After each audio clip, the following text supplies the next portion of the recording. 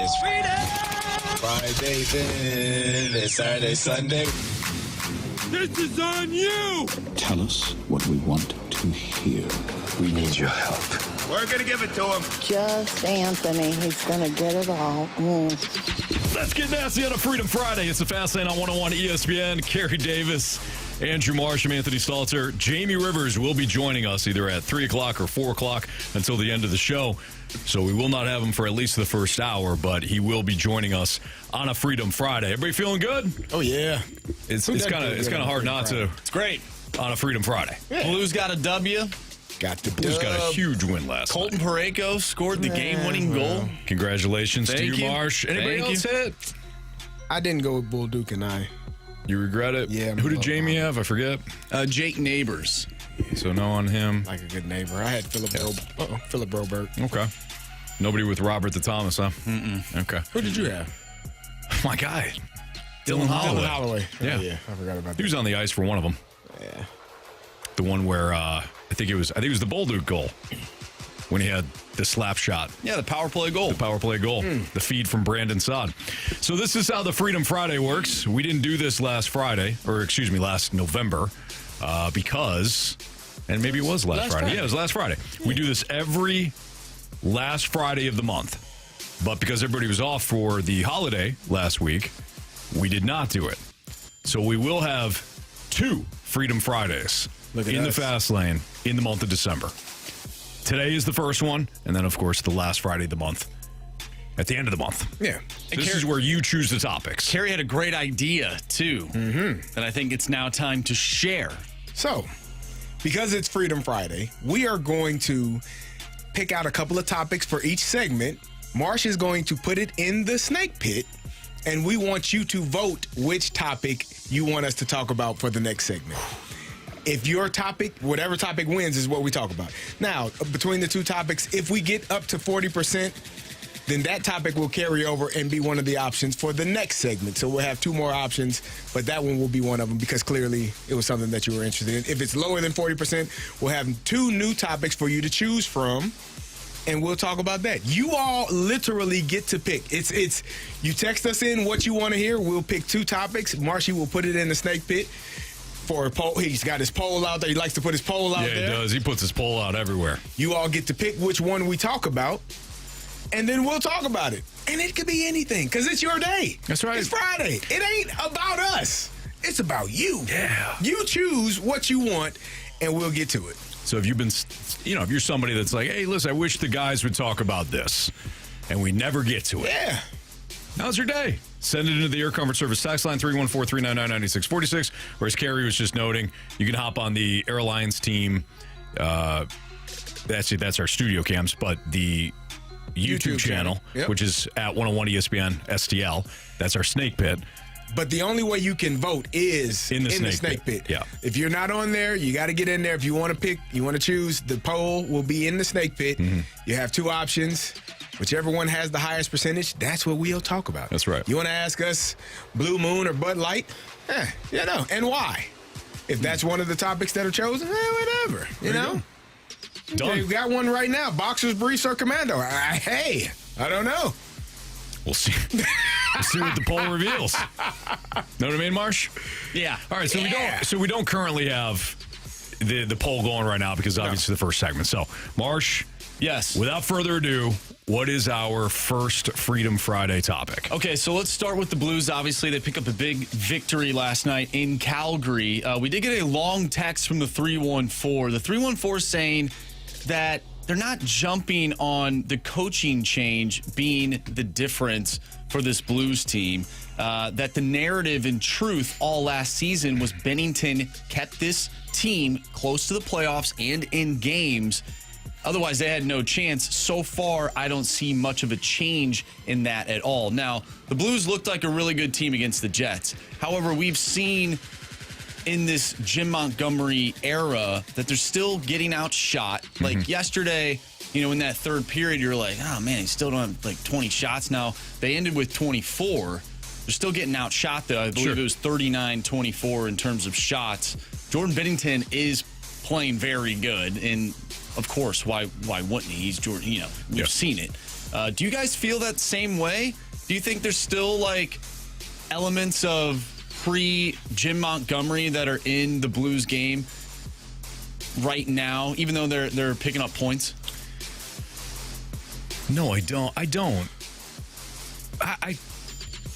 get it. Mm-hmm. I understand. Like you don't want to fall for maybe just like the new coach bump, but causation and correlation. What's the correlation of the Blues turning things around recently? They got a new coach. Now Robert Thomas did come back within that time frame, and Broberg has come back. But for somebody, and I know that Blues fans are watching every game, but for somebody that has watched the Blues night in and night, game in and game out, to me, I see a different team. Being outshot or shots on goal, that's just one metric. Yes, you want to possess the puck as much as possible. There's quality shots, not so quality shots. I'm not seeing the amount of turnovers. I'm not seeing the amount of lazy play. I'm not seeing the amount of like sticks as opposed to body on body. I see a different team right now than the one under Drew Bannister. I see a team that is more locked in on the details. And that's one of the things you talked about, the turnovers you talked about. And they were bad turnovers directly leading to goals or odd man rushes the other way. Those things have seemed to be corrected, like taking care of the puck, being more physical, everybody all hands in and not, you see your guy getting roughed up in the corner. You don't just skate away like, oh, yeah, he'll figure it out. No, you get your butt over there and grab a guy around his neck and pull him up off of him. That's the best. Can I say this? I do love that. Like, I wish the NFL would allow that. In the scrums, like you just grab a guy by the neck and just get the hell out of here. What are you doing? Yeah. Nobody's mad. It's part of the game. I love it. Yeah. I think the Blues are doing more of that now, which is it's cool. I'm excited about what they're seeing. What I'm seeing, they've won 4 of their 5 games since Montgomery has been the coach, and they lost one, and the one they lost was in overtime. So they are playing. They won one in overtime last night. They are playing very well, and if it is the new coach bump, cool.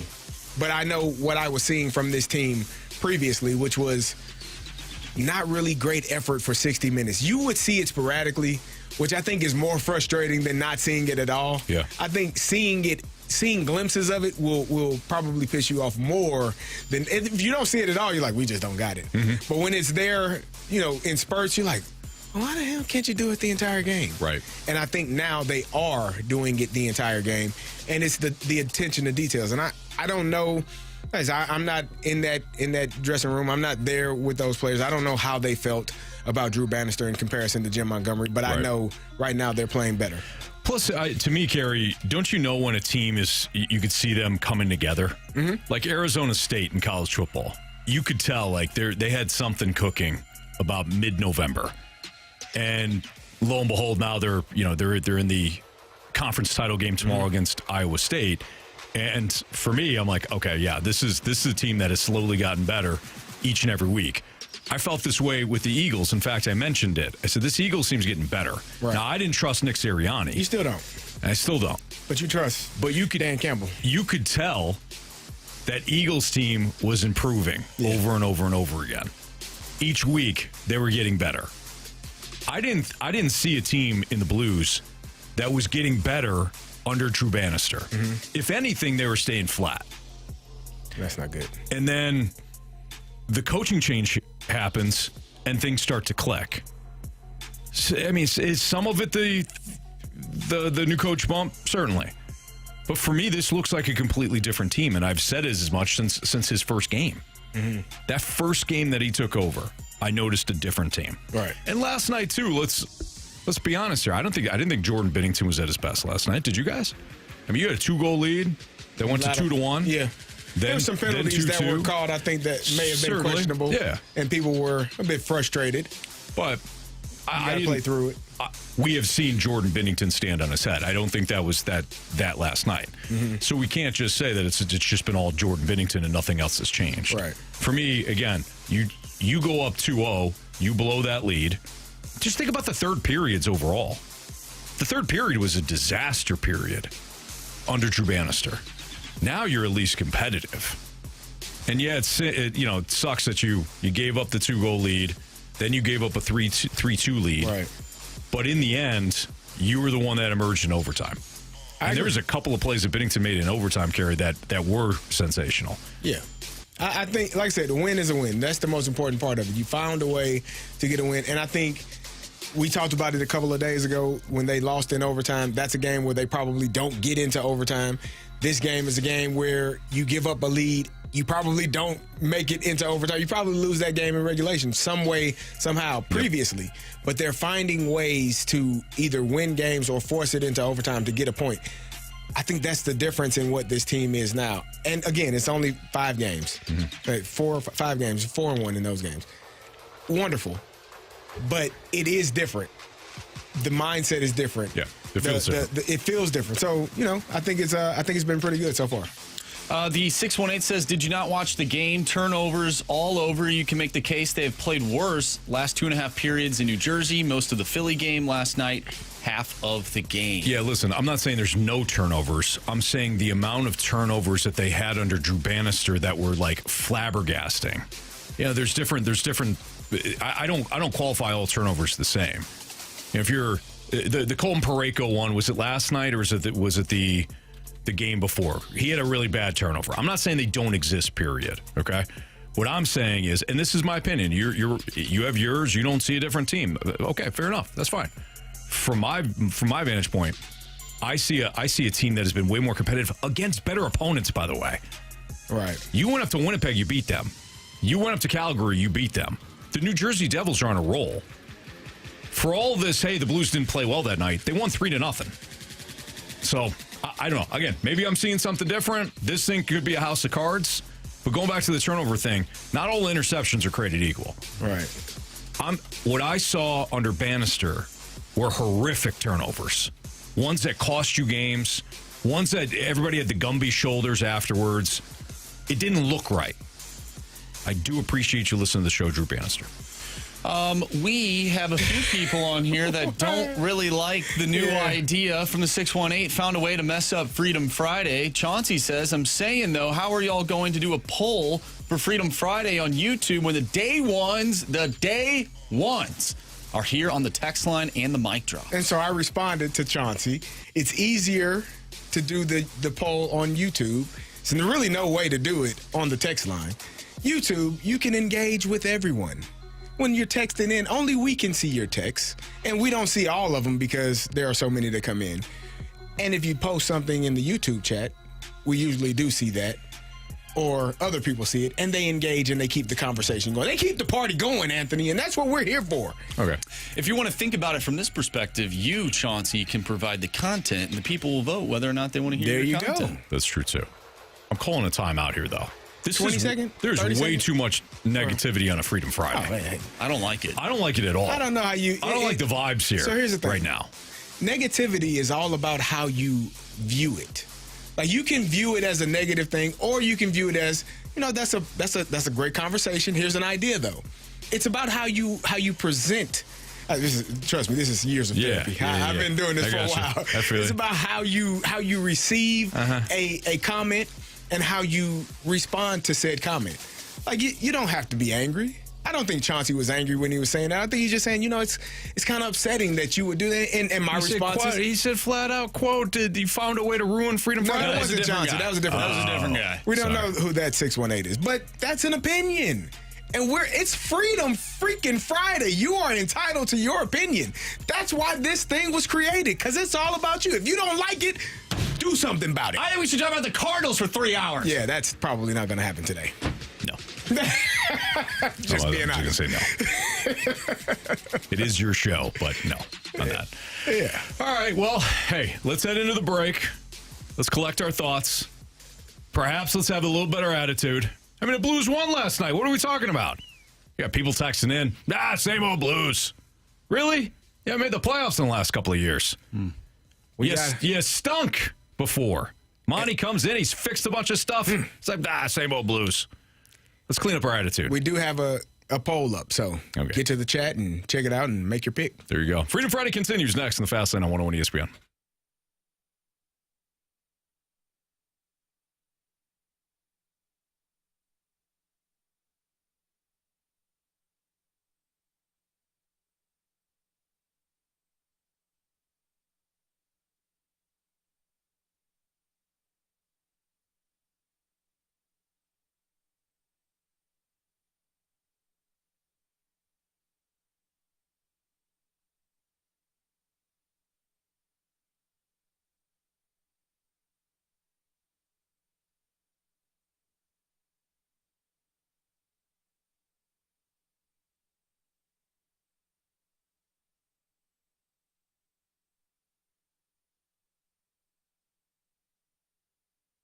Over 700 new and used vehicles. New used. That doesn't make any sense, Marsh.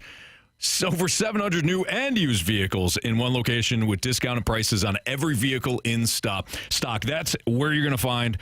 You will find that out at Auto Centers Nissan Herculaneum. You can look for massive year-end dealer discounts, like up to $11,900 off MSRP on select new Nissan models. Low finance rates available right now, like 0.9% available on 60 months on a new Rogue. So if you're looking at a new car, new truck, new van, new SUV. They've all got them there at Auto Centers Nissan Herculaneum. Available no payments for 6 months on select new Nissans, or no payments for 3 months on select used vehicles as well. As always, qualified new and used vehicles come with their complimentary lifetime warranty at Auto Centers Nissan. Plus, all new Nissans come with the 30-day return promise. If you're not completely satisfied with the vehicle or the going down Auto Centers Nissan, the sales experience, bring the vehicle back. But they're so confident that you will enjoy the vehicle and you will enjoy the sales process and the financing rates and everything, that you're going to keep it and you're going to love the vehicle. No one offers this option. 3 free oil changes included through the Nissan Maintenance Care Plan. It's all there at Auto Centers Nissan Herculaneum. So head out to Herculaneum. Tell them Stalter sent you. You can also check them out online at autocentersnissan.com.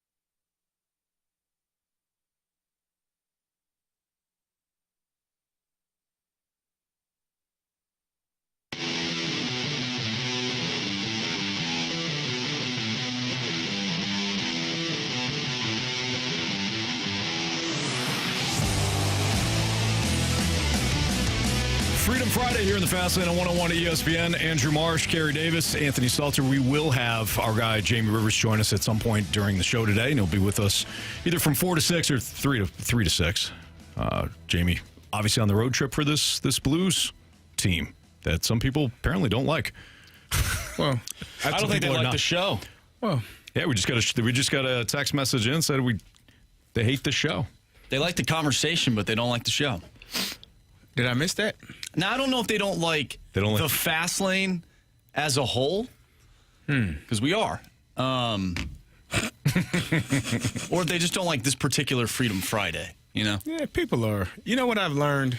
This is a good lesson for a lot of people.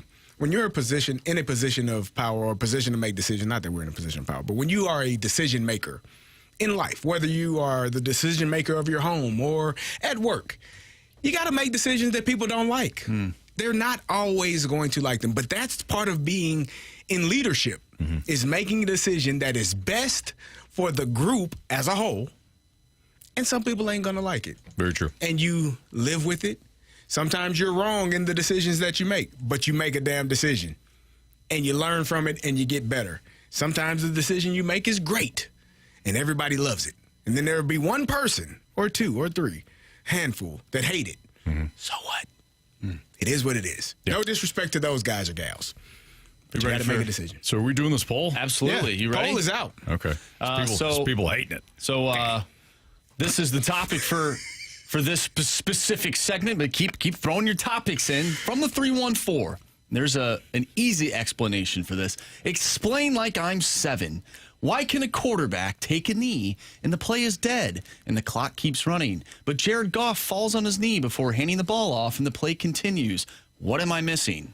He didn't get touched by a defender. Different rules. You can take a knee. Once you take a knee, you're basically giving yourself up. So you're not. No one is going to. And he said the clock keeps running. It does, unless you call a timeout and stop the clock. But once you take a knee or slide to the ground intentionally, you're giving that's any player anywhere. You could be running into the end zone. You've seen running backs slide down before they get to the end zone because they don't want to go in and score. You see them slide down before they go out of bounds so they don't stop the clock. You see defenders catch an interception at the end of the game, take a knee. The play is over. When you give yourself up, the play is over. There's nothing else to happen. And if this was the college game, however, he would be down. Correct. He's down then. He's down then. But you're talking about the when he hands the ball off, his knee's down in college football, he would be considered down, but not in the NFL. Yes, because in college you don't have you can once you go down, you don't have down. to be touched. You don't have to be touched. In the NFL, unless you're giving yourself up, you have to be touched. So if you fall down, you stumble, and nobody knocks you down, you can get up and keep running in the NFL. Yep. That's essentially what happened with Jared Goff. So yeah. Yep. Do you guys agree with the, well, I mean, hindsight's 20/20, but what were you thinking during that moment when they go for it on 4th down? Yeah, I kind of felt like it was unnecessary, but I understand why he did it. I understand why Dan Campbell decided to go for it in that moment, because he's got a defense that in the second half at least had not been playing well, injury ravaged. It's one of the reasons why, and I was wrong. It was one of the reasons why I liked Green Bay last night. I thought that they would have had a distinct advantage when they had the ball against that banged up defense. And you started to see that in the second half. Green Bay was rolling. So Dan Campbell did not want to give the Packers the ball back at all with any opportunity to potentially tie the game. Right. So that's why he did it. It worked. Hard to criticize him when it worked, but in the moment I thought, man, this is unnecessary. Because at that point, it still would have been less than 30 seconds. You're giving Green Bay back the ball, but he wanted to eliminate all that. So again, I understand the thought process. Well, he's a coach that they believe, and they said that he talked to his offense before the game going into that week. We're going to probably go for it on 4th down, and they did. I think 5 times. They were 4 or 5. One time they didn't get it. They tossed it to Jahmyr Gibbs. He got tackled in the backfield. That was the one on 4th and 1 on your own 25, 30-yard line.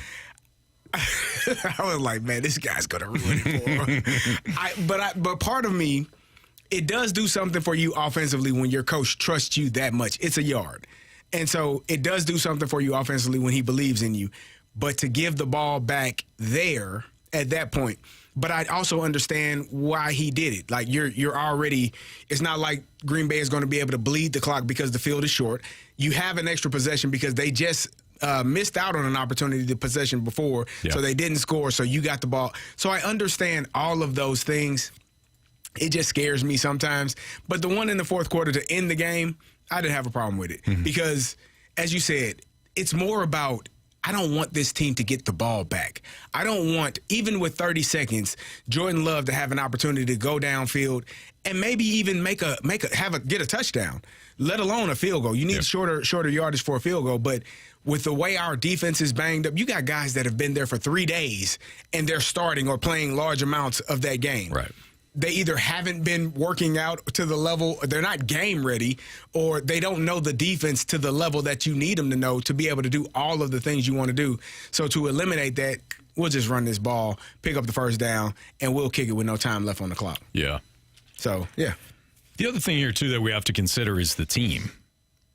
If Dan Campbell was doing this with an offense that wasn't as dynamic, with a play caller that wasn't as creative as Ben Johnson is, I mean, some of the play calls, some of the play designs that he had yesterday, they went for it on 4th and 1, or 4th and goal, I should say, when Jahmyr Gibbs caught the touchdown. Mm-hmm. It was a beautifully designed play. Texas route. One-on-one Texas route. Emmitt Smith made it famous, and it was perfect in that moment in that spot. Jared Goff, highly accurate. Jahmyr Gibbs, running back that can catch the ball.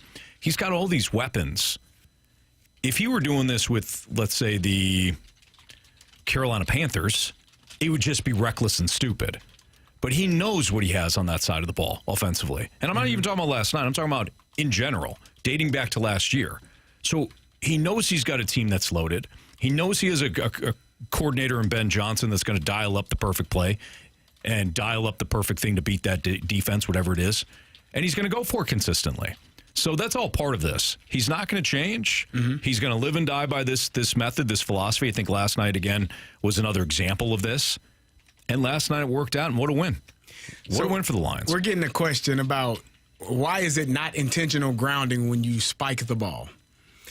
Intentional grounding is when there's someone in your face tackling you or sacking you, and you're trying to get rid of the ball, and the ball doesn't go past the line of scrimmage, or you're not outside of the tackle box. If it's a spike and you're clocking it, there's no one pressuring you. There's no there's no defender next to you that is trying to make a sack. The only time it's intentional grounding is if somebody is standing near you, sacking you, and you're trying to get rid of the ball. So that's why it's a clock. You're clocking the ball. You're stopping the clock. Mm-hmm. It's not a penalty. Yeah. It's not an illegal play. I mean, it's all rules designed to keep the flow of the game going, correct, to give teams a chance, to give a team an opportunity without timeouts. By the way, I thought one of the more underrated moments in that game last night was the Packers using a timeout in the second half. Before a delay a game? Before a delay a game. Yep. It always works that way. I don't understand why teams don't view timeouts in the second half as if they were worth $1 million each, $1 billion each. Well, you can take that timeout and actually go put it to the bank. No, cash it out. Yeah, Marsh, you can't. When the game's over, they don't. Yeah, that's why they keep them. Let me clarify, guys. Especially when you are unemployed. No. That's what Matt Eberflus was doing. They're worth more. It's like a bond. You put it. Carey must stop you right there. Every team gets the same amount of timeouts the following week. There is no carryover on those timeouts. Well, Marsh said you could take it to the bank. Yeah, Marsh save it. Yeah, Marsh doesn't. Like a CD. He doesn't realize what he's saying. Okay. Jordan Love or Matt LaFleur, I don't know who did it, called that timeout to save a potential 3rd and 15 as opposed to a 3rd and 10 was idiotic.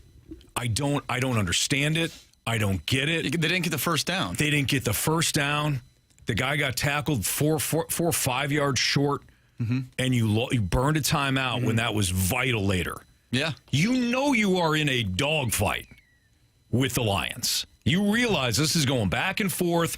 You can't. Green Bay, when they're up, never had control of the game.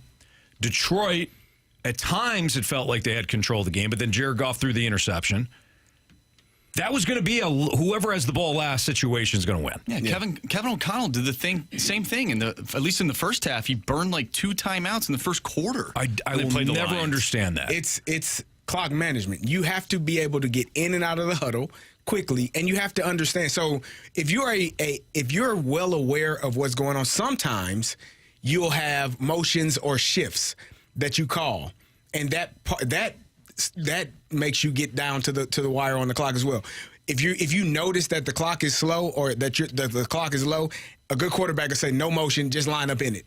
No shift, just line up in it. Don't worry about the shift. Don't worry about the motion. Yeah. We got to go. Yeah. Instead of getting lined up, shifting, motioning, and now you're like, oh, crap, I got to get him across here. No, just line up in it. Don't worry about the shift anymore. Don't worry about the motion. Line up in it and let's play. But you have to get the play in quickly. And sometimes those plays are extremely long. I think we were in the office one day, and you all were looking at me. I was laughing because I was watching John Gruden give Chris Sims a play, and he couldn't spit it out. Right. It's hard. It's a lot of moving parts, a lot of people doing a lot of different things, motions, shifts, people going here to there. And if you don't have enough time on the play clock, you can't get it off. Is this type of decision going to screw over the Lions come playoff time? Or is this just Dan Campbell? This is who they are. Yeah. Right? Like, this is who we've used this analogy a lot, and we'll end here because we got a break. But we've used this analogy a lot. But it really is the perfect analogy. If you sit down at a blackjack table, regardless of if you hit your 16s or not, do it consistently. Yep. That becomes who you are. That's part of the game now for you. None of this gut feel thing. You sit down, 16 pops up, you're either staying or you're heading. That's it. That's Dan Campbell. Yeah. Dan Campbell's going to hit on his 16s consistently. So don't do something different in the postseason that you did in the regular season. Are there times where you maybe should be a little bit more cautious? Maybe it's a 4th and 4 next time instead of 4th and 1, and you decide to punt? Sure. But ultimately, Dan Campbell's going to be who he is. All right, Freedom Friday continues next with What's Trending here on 101 ESPN.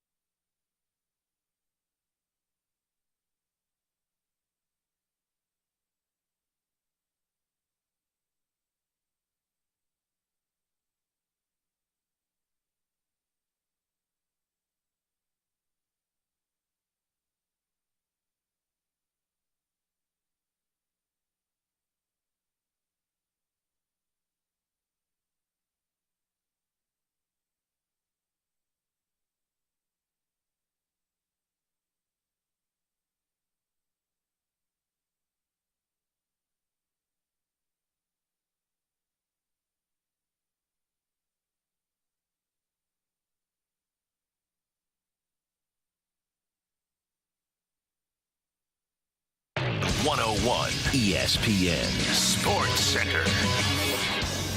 I'm Andrew Marsh. It's time for a Sports Center update driven by Johnny Londoff Chevrolet and Johnny Londoff Autoplex. The Blues take down the Flames in overtime last night by a final score of 4-3.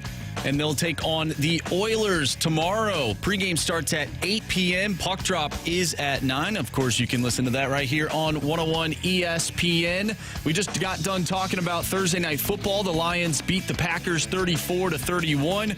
Also, tonight, we have the Mountain West Championship. Pregame starts at 6:30. Tomorrow, before Blues and Oilers, we'll have the Big 12 Championship. Pregame starts at 10:30 a.m. And the SEC Championship will follow that. Pregame starts at 2:30. It is Freedom Friday, so get your topics into the Air Comfort Service text line, 314-399-9646. We'll continue that with What's Trending. I'm Andrew Marsh, and the Sports Center update is driven by Johnny Londoff Chevrolet and Johnny Londoff Autoplex. See them at londoff.com. Chevy, together we drive. Are you kidding me?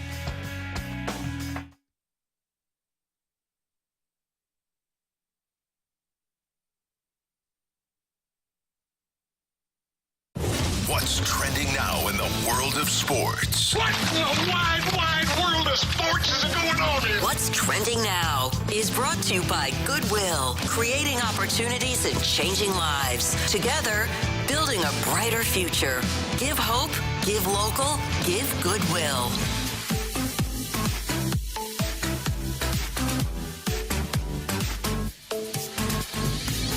Welcome back to the Fast Lane here on 101 ESPN with Anthony Stalter and Carey Davis. Jamie Rivers will be joining us shortly. I'm Andrew Marsh, and it's time for What's Trending. Guys, there is a lot of chatter about Brady Tkachuk potentially being on the move and traded. To the St. Louis Blues. Well, maybe not. Who knows? I don't know. Marshy? That's what you need, right? We did get a question from Harrison's brother, Master. Oh. If Brady Tkachuk is available, the St. Louis Blues should do whatever it takes to get him. Kyrou, a first and a prospect, would do it, in my opinion. Do you agree? Would you do whatever it takes to get Brady Tkachuk with everything that's going on right now with the Blues? Within reason, yes, of course. He's a unicorn. It's just like his brother, Matthew. Yeah, absolutely. And if that was the package that the Blues would have to deliver the Senators, yeah. Who is on the do not touch list? For Tkachuk? Yeah. Who are you saying, no way, not happening, not today, not ever? Nobody. Nobody. It's Brady Tkachuk. Okay. So if you do that, let's say they want Philip Broberg and someone else. Yeah. Yes? It's a tough pill to swallow, but yeah, I got to do it. What about Hofer or Bennington? Bennington, probably not. But I'm also assuming that Bennington is not part of that deal. Because if you're giving up Tkachuk, you're looking for like good young talent. I don't know. So a couple of years ago, when Matthew Tkachuk was available, there were reports that the Flames wanted, either Robert Thomas or Jordan Kyrou. I can't. March, do you remember what the trade? I think Kyrou was involved. Kyrou was involved. Yeah, and it kind of came down to we don't want to give up Kyrou. It's Matthew Tkachuk. It's Brady Tkachuk. Yes, is what you're saying. Yeah.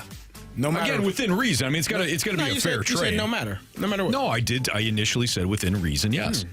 Okay. Don't you be putting words in my mouth. Alrighty. Won't do it. Yeah. Sorry. You're not going to do it? What about you? Who is your do not touch list, if there is one? Or is it, let's say it's not one for one, okay, but two people. Because one for one, you probably say, all right, okay. As much as you would hate it. The defense for offense feels. What if they want Philip Broberg? That's what you just threw out. Yeah, that's what I don't think I'm doing that. Yeah. It's Brady Tkachuk. You're losing. That's a tough question. It's Brady Tkachuk. But you're losing something on defense. You're going to have to lose something to get Brady Tkachuk. Lose something on offense. I think I could. Okay, well, great. Then let's lose the exact trade that our texter brought up. Jordan I don't think he Kyrou? would get it done, but 1 for 1, Jordan Carew for Brady Kachuk? No, he threw first rounder in there and, I don't know, prospect or something. Oh, I think you would do that. Yes. A player and a prospect? Probably means Snuggerud in a first. Kyrud, Snuggerud, and a first. Yeah. Probably. Number 7's available. I'm doing it. Probably. Oh, yeah, I'm doing that. And Jordan Kyrie's been playing really well. He has, yeah. Philip Broberg, Snuggerud, and a prospect. We're going to have to ask Jamie this question when he joins. Because I've heard Jamie say this too many times about defensemen. You don't, like, as many times as people were trying to get rid of Colton Parayko here because he was not Chris Pronger. I've heard him say you don't get rid of guys like that. Philip Broberg is a young version of he feels like he's going to be a superstar at some point. Yeah. You don't just let that guy leave. Even for Brady Kachuk. Okay. You're swapping one need, and then you're going to have another need. Well, St. Louis, I was trying to get you Brady, and Carey refused. So I don't know what to tell you now. I did my part. It's all I can do.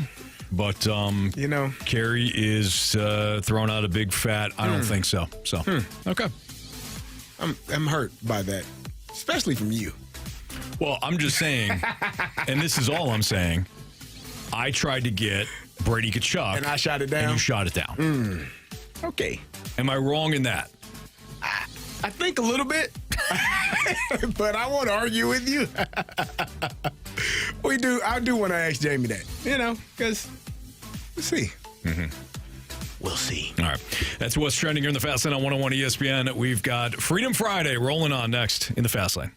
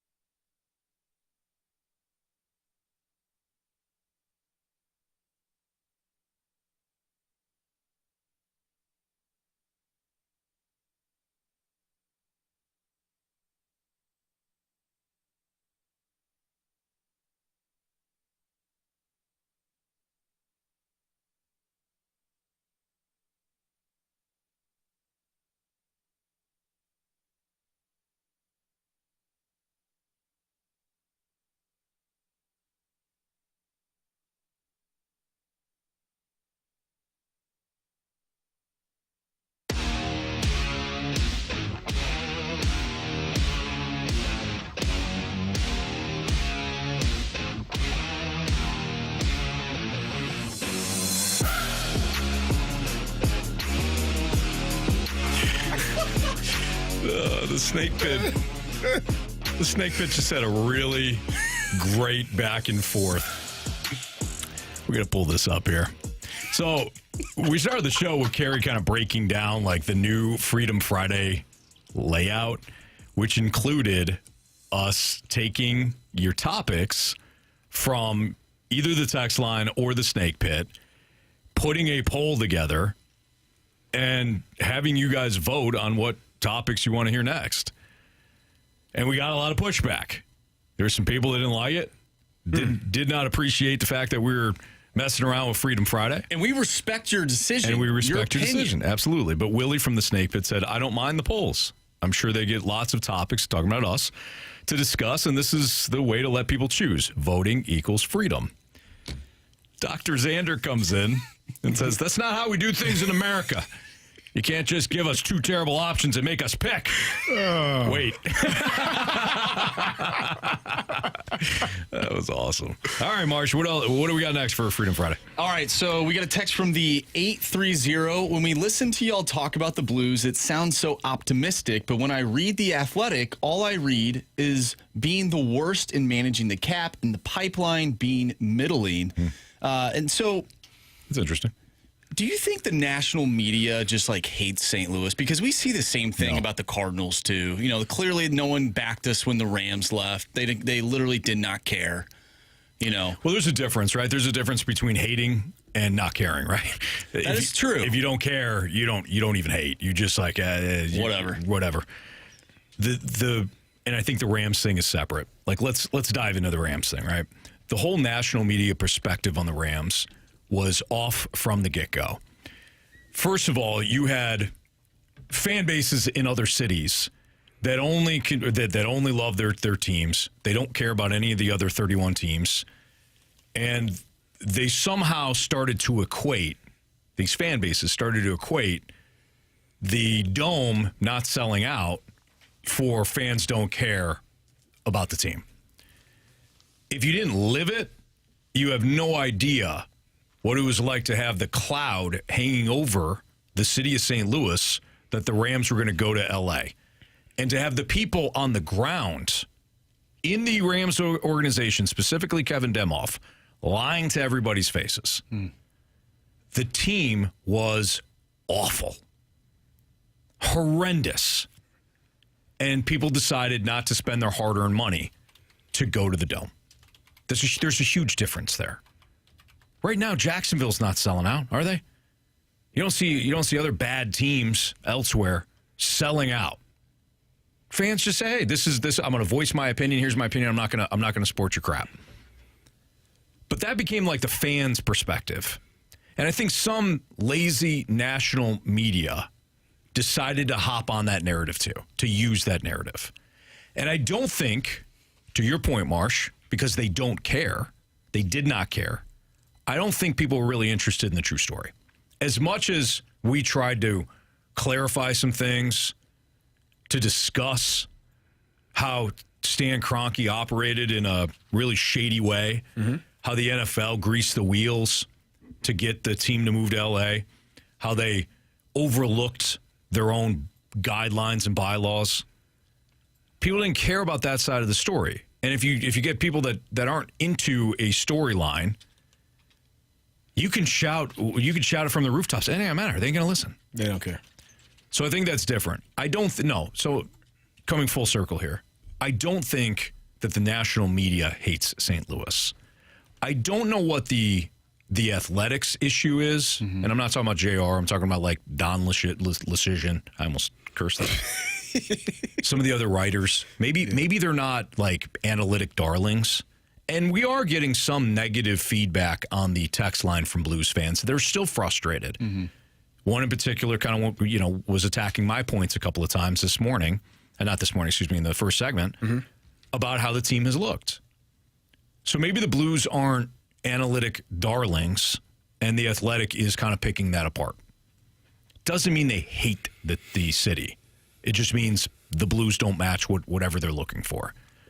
As far as the Cardinals are concerned, we can't have it both ways. We were well ahead of, hey, this thing is starting to crumble. It took the national media way longer than it should have, if they were paying attention, to understand that devil magic was used up. So I don't think the national media decided, well, we're just going to pick on the Blues and the Cardinals. The national media was like, well, the Cardinals will be fine. They're in the play. They're going to make the playoffs. They always do. When it was clear, Carey, that the foundation was starting to crumble. Well, yeah, I think the perception is, for the Cardinals specifically, you've had such a long tenure of success, so many years, that it's just kind of like, all right, you just mark that in. Mm-hmm. Like, you don't even think about it, because you know that the St. Louis Cardinals are the St. Louis Cardinals. And then you had media coming into games this summer, and they're like, what the heck is going on? I think it was the Pirates. Their media people, their commentators came in and were like, yeah, I've never seen Busch Stadium look like that. Was it the Pirates? It wasn't the Pirates. It was, who was it? It was somebody on the West. It was the Padres. It was the Padres. Coming in and just, I've never seen Busch Stadium look like this. So now people from the outside are starting to get a glimpse of what we're seeing here pretty much every day. Because the expectation is the Cardinals are good. They're going to draw fans. They're going to show up and show out for that team. But same with the Rams. If you want people to come, you have to win. Yeah. Those Rams teams were bad. And whether they were trying to win or not, at times it didn't feel like it. Right. Like some of the draft picks, you're like, eh. Like when we got Todd Gurley, we were like, oh, it's a great pick. Surprise. Mm-hmm. You weren't expecting that.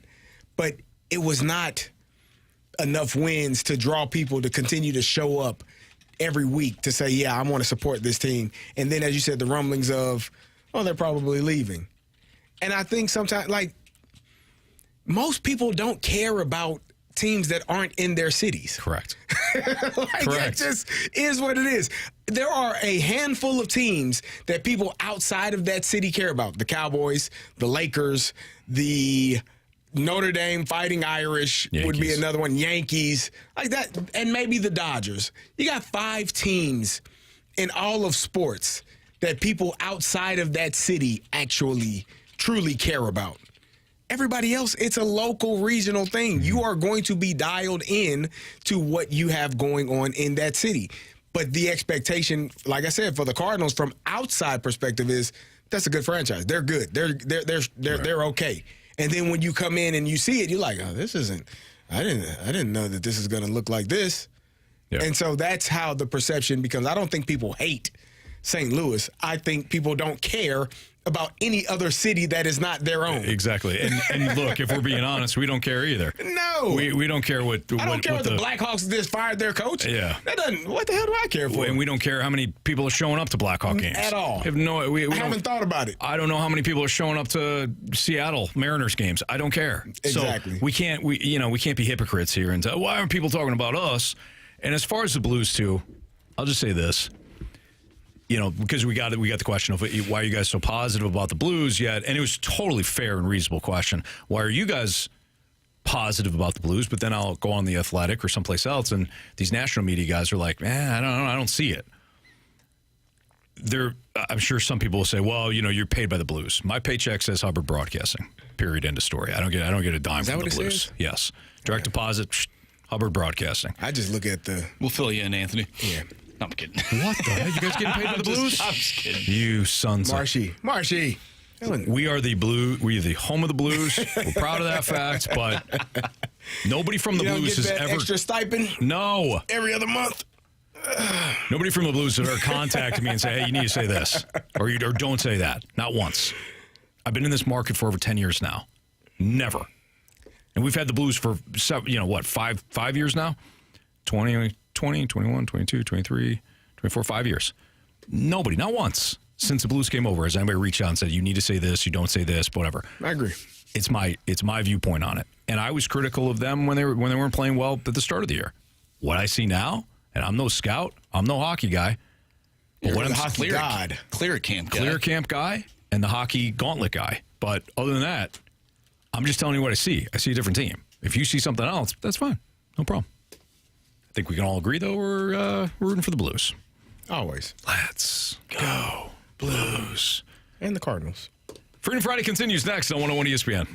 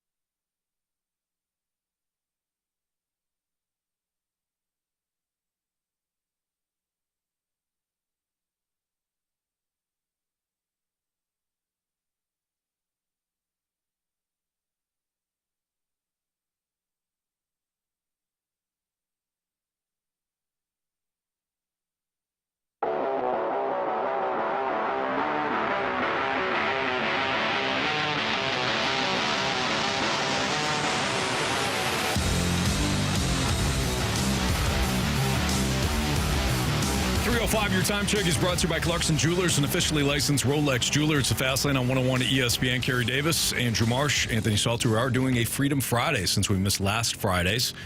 So it's your turn. Whatever you want to talk about, whatever you want us to have a conversation about. We just had kind of an interesting one that I don't think we would have had otherwise. The texter brought up kind of an interesting point about our viewpoint on the Blues compared to maybe the viewpoint of national writers, and wound up being kind of interesting. So if you have a topic that you want to throw it out to us, great. Either do so on the text line, or you could do it via the 101 ESPN STL YouTube channel, otherwise known as the Snake Pit. All right, from the 573, who was your sports idol growing up when you were a kid? I had two, and everybody knows one. Kirk Cousins and Deion Sanders. Mm-hmm. One is right. You got one right. Oh. You don't like Deion? Michael Jordan. That was good. That was Michael good. Jordan. Yours? Michael Jordan and Deion. Oh, mine? Yeah. No. Who was yours? Will Clark. Oh, that's right. That's right. Will the Thrill Clark. I thought he had the best left-handed swing I had ever seen. Never heard of Ken Griffey Jr., huh? Ken was a little later than Will Clark. So, like, did you... You jerk. Did you like these players because of the way they played? Obviously, the question is, the answer is yes. But did you want to emulate how you played the game of football and or the game of baseball the way they did? I wanted to be a first baseman, so I'm a right-hander, so I couldn't be a left-hander. But I wanted to be a first baseman like Will Clark. Mm-hmm. And Deion, I asked my dad coached flag football, and I started off in flag and then eventually got into tackle. So I'm like, yeah, I'm going to be a corner. Yeah. Just like Deion. Yeah. Good time. Had the do-rag at one point. My mom goes, you know what? Let's take that off your head. So those are my guys, Deion and Will Clark. For me, it was Deion in football. Basketball, it was Jordan. There's a lot of players that I really enjoyed watching when I was a kid. I played baseball when I was younger. I used to love how Ray Langford kind of did his batting stance and all of those things. Batting stance was a big deal. It was a big thing when you were a kid, trying to emulate Gary Sheffield when he would bring it all the way. Yep. Yeah, it was. Bonds kind of had that. Yeah. He would point the barrel down too a little bit when he loaded. It was good. I enjoyed my childhood. I mean, Michael Jordan for me, because we were here in St. Louis, we got WGN. We got to watch pretty much every single Bulls game, which was outstanding. You got to watch every night. And if it wasn't on WGN, it was on NBC and dun dun dun dun dun dun dun dun dun dun dun dun. Yeah, so Marshy. Round ball rock. Good times, Marshy. Oh, I used to play the basketball version, I believe, I guess it wasn't NFL Blitz, but there was a basketball game at the local ice rink, the former Hardee's Iceplex, Summit Center, whatever you want to call it. It's not there anymore. There's a Topgolf there now, but they used to have this basketball game that I'd play all the time, the little joysticks. And every time I'd put a little quarter in there or whatever, how much money it was, I'm like, oh, yeah, here we go. You're locked in. Oh, yeah. Who were your idols growing up? So baseball, it was Albert Pujols. Always tried to replicate his batting stance, but I'm a lefty, so it's almost like the opposite of what you did, right? Like you love the lefty, but you're a righty. I was a lefty, and Albert's a righty. Sure. Hockey, it was Pavel Demitra. That was my number growing up, number 38. Loved Pavel Demitra. And then in football, it was Marshall Faulk. It's a pretty good one. Yeah. So nice. I forgot Eric Davis, number 44. That's right. Yeah, you liked Eric Davis. Well, so it was so growing up, I hated my name. I hated. You hated Carey? I hated Carey because it's a girl's name. So I would tell people my name was Eric. I remember we were out of town one time, and we were at my mom's friend's house, and when I met her, she's like, "What's your name?" I'm like, "Eric." And so for the entire day, she was calling me Eric, and my mom was like, "What? His damn name is not Eric, it's Carey." She's like, "What? Why did he say Eric?" I was like, I didn't like Carey. I hated it. So I was Eric Davis. For an entire day. That's awesome. I enjoyed it. People are telling me it's NBA Jam. That could be it. Let me look it up real quick. Oh, NBA man. Jam is when you play with just the two players. Yeah. And you could do all the crazy dunks. And NBA Jam was one of the games. Yeah. They didn't have Jordan though. It was Scottie Pippen and Horace Grant or something. I think so. Yeah. Yeah, they didn't have Probably all didn't the have stars. the rights to get old Mike, old MJ. I'm trying to think. Like, was Barkley in that game? I think so. I think Barkley was in that game. But there was a couple of other stars. Like, I don't know if Keem Olajuwon was in NBA Jam. I can't remember the names of the guys that were there, but it was. I mean, that was awesome. That was fun. Good times, man. No. I found it. This is. It was not NBA Jam. It's a little bit older. It was the split game. So it did have NFL Blitz, and it was NBA on NBC. Oh, so it was one of those split games where you could pick which one you wanted to play. Oh, okay. Yeah, I interesting. remember that one. Which He's also on would have had fire. the round ball rock though. Yeah. Yeah. I don't know. Hey, Blues fans, you can join Alex Ferrario this Sunday from 1 to 3 at the Verizon located on Olive Boulevard in Creve Coeur. The Verizon in Creve Coeur is one of the many participating area Verizon locations where you can stop by and enter the Verizon Discover NHL Winter Classic sweepstakes now through December 18th. That includes your chance to win 4 tickets plus some spending money to see the Blues play in the Discover NHL Winter Classic. Stop by this Sunday to get entered for that amazing giveaway, and you can also enter to win a pair of tickets to an upcoming Blues home game that Alex will be giving away while he's on site. That's this Sunday from 1 to 3 with Alex Ferrario at the Verizon on Olive in Creve Coeur. You can get all the details at 101ESPN.com. Keep sending in those topics. We'll continue Freedom Friday in the Fast Lane next on 101 ESPN.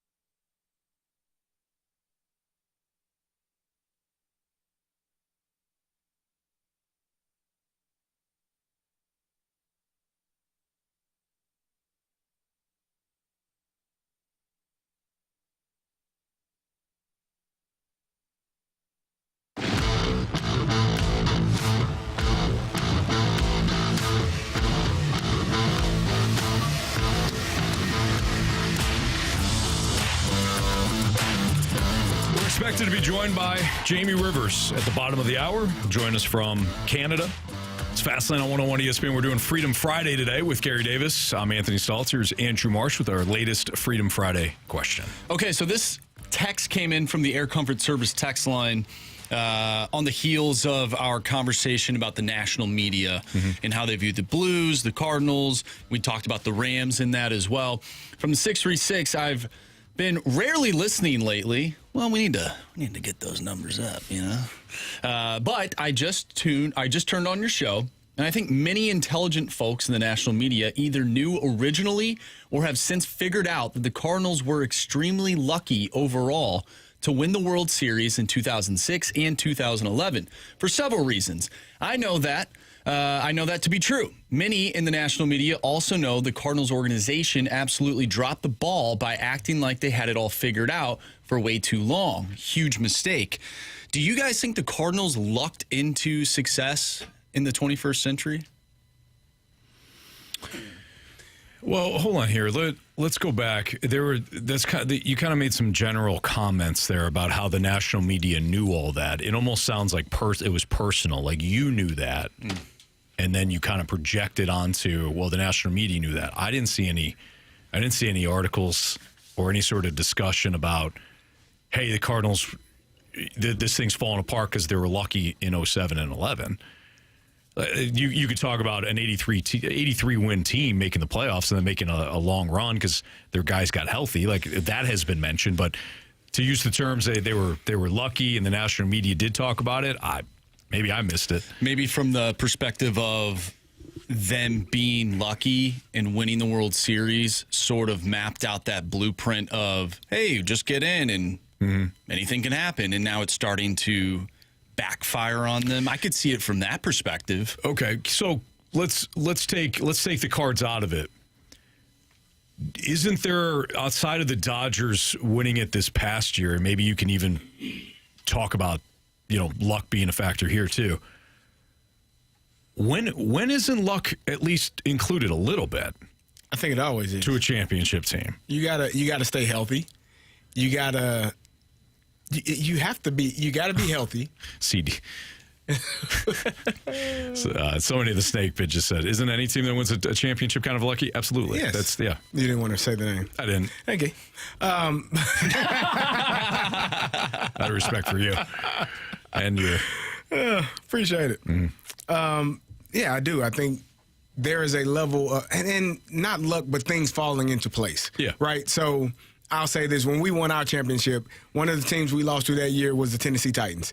They were the number 1 seed. We were the number 2 seed. Back then, both teams had a first-round bye, right? And so being the number 1 seed means they have home field advantage throughout. Baltimore went in there and kicked their teeth in.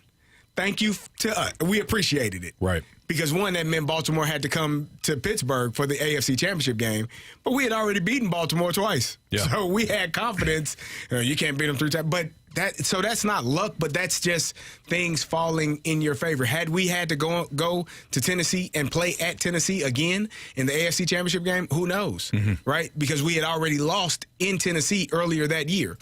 They were the better team that game. But for us, it helped that Baltimore was able to go in there, beat them, and then we beat Baltimore. So there is some luck involved. There is staying healthy involved and getting hot at the right time. The Pittsburgh Steelers team that won the Super Bowl a few years before we did, before I got there, that team went on the road and won 3 straight playoff games. They were the number 6 seed. They got hot. Eli Manning, another player that has gotten hot come playoff time. He has not won a playoff game other than the 2 championship games, the 2 Super Bowl runs that he had. Right. He didn't win. He has not won a playoff game except for in 2 seasons, and in those 2 seasons, he was perfect. He won a Super Bowl. Yeah. So, what happened in those Super Bowls? Somebody caught a ball on their helmet. Another guy caught a ball that was all over. Like it was Mario Manningham. He should have been sacked on the David Tyree one. He made a great play. Yeah. But, I mean, you can look back at baseball. I remember when the Cardinals lost to the Giants in the 2012 NLCS, I think. I think it was the 2012 NLCS. Okay. Anyways, there was a season where the Nationals, and I think it was 2012, the Nationals were ridiculously great. They had an excellent season. They had the pitching, Bryce Harper in his prime. Like, they had everything. Was that Strasburg as well? I don't know if it was. I think it was, yeah. I can't remember exactly. It was either 2012 or 2013. But my point here is that, it was 2012. It was 2012. The Pete Cosmo year? Yes. Yeah. Mm-hmm. So the Cardinals beat the Nationals that year. If the Giants would have played the Nationals, the Giants would not have won. I'm convinced of that. Yeah. It was a horrible matchup. Right. Anytime, whether they met in San Francisco or in Washington that year, the Nationals took them behind the woodshed. They could not figure out Washington's pitching. They could not. The Giants' pitching could not get anybody out from Washington. But it lined up where the Giants took on the Cardinals. It was a competitive series, but the Giants won, and they went on to win the World Series. Right. So maybe it's not luck. Maybe it's just like CD saying, everything kind of works out matchup-wise. Falls into place. But the bottom line is there is over 162 games plus the playoffs. If you don't think there's at least some luck involved, then we haven't been watching sports. Right. The Blues were in dead last when they won the Cup. They were talking about, we certainly were, trading everybody. And Armstrong said, I'll just leave it alone. And you wound up winning it all. And to talk about that 2006 Cardinals team, in 05 and 04, they won 100 games. Like, they were good teams. They were, and that 06 team was very banged up. Yeah. They got healthy at the right time. So they were fortunate they played in the NL Central, if you want to go that far. When you say luck, it's like that team won the division 2 years in a row.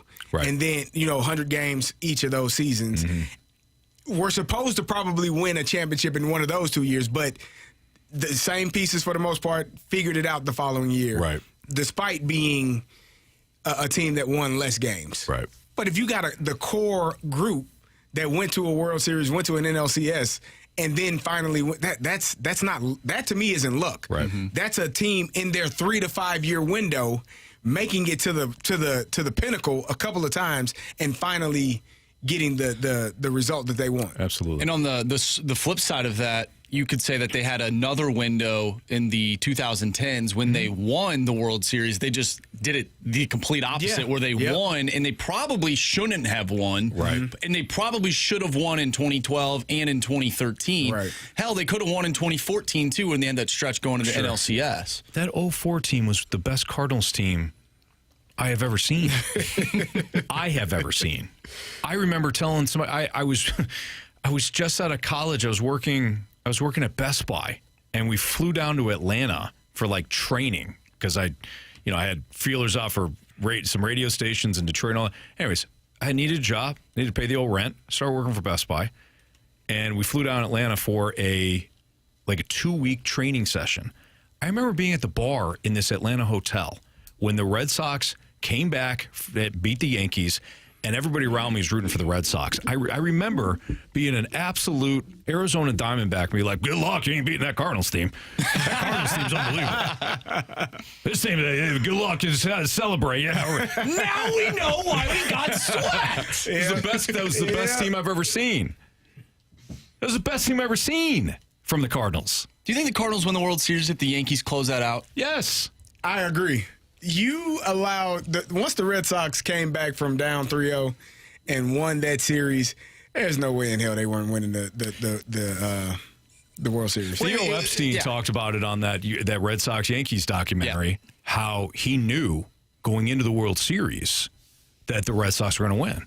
The owner was like, what are you talking about? This is going to be a tough battle. And Theo Epstein's like, we match up so well with the Cardinals, it's not even funny. Could you imagine if they were filming Fever Pitch and then the Cardinals came back and won the World Series? That would have been incredible.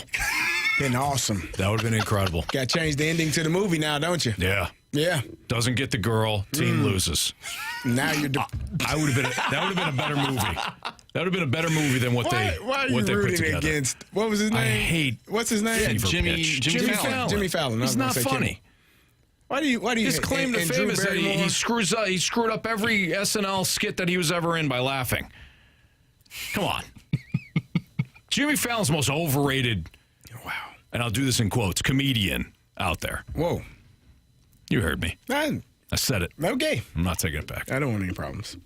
Andy says, I still won't ever see Fever Pitch to this day. I don't blame you, Andy. I watched it. It's terrible. Yeah. It's a love story. It's a rom-com. With the Red Sox mixed in. It's awful. All right. We'll see if we can get Jamie on the line. I think he's 4 o'clock. 4 o'clock. 4 o'clock now? Yeah. Just in time for the Gauntlet. By the way, Frick James, thank you. You agree. Jackson's bottom feeder, 100% agreed. Zoosh, I agree with it. Thank you. People know. Do you like Jay Leno? Yeah, Jay's fine. He fell down a hill the other day. Yeah, he hit his eye or something. Got pretty banged up. Did he? There's a conspiracy theory about what actually took place. But, Jimmy pushed him? I don't know. There's a lot of conspiracy theories out there. He said he fell down a hill in Pittsburgh. What was he doing in Pittsburgh? Doing a comedy show. Said he was walking. He said instead of going around to a restaurant, I just walked down the hill and fell. Like a 200-foot hill, I think. Good thing he wasn't at Clemson's football stadium. I know, right? Hey. This is how dumb I am. Last week, we had the 2 days off. Mm-hmm. Well, we had multiple days off, but Friday, Saturday. I love the weekend. I've shared this on air. I love the week. We put up the that was good. We put up the Christmas decorations inside one day and the outside the next day, right? Mm-hmm. Well, on Friday, it was really nice outside. We were playing in the yard the entire time. Didn't really get anything done. So on Saturday, I'm like, I got to get these lights up. Well, that was the day it snowed. Oh. So I'm like, okay, kids can play in the snow. I'll put the lights up, and I wrap these pine trees in the back. Mm-hmm. So it kind of, you come down the street, and you got the, white lights going up. It looks kind of cool, except for it's on a hill. We got a little hill in the backyard. Mm-hmm. And I'm wearing gym shoes because I don't really have snow boots or anything like that. I can't remember the last time I played in the snow, right? I fell so many damn times trying to put these lights up off the this ladder? hill. Oh, on the hill. Not off, but my dumb ass grabs the ladder as I'm I'm done, right? I slipped. I'm pissed. I'm like, I'm done. I got it done. So I'm walking down the hill, right? And I'm carrying the ladder, and I slip. My arm got wrapped up in the ladder. Oh. I hit the ground. Boom. Back, head. Oh. Man. I got up. I was dizzy. Dazed. I'm like, I shouldn't tell anybody this. The hell am I out here in gym shoes? Just told basically the whole city. You told everybody. Yeah. I dogged on Jimmy Fallon. I gotta this is the idiot that You and Jay Leno have that in common. Exactly. You fell down a hill. You reminded me of it. All right. Freedom Friday next. Or continues here on 101 ESPN.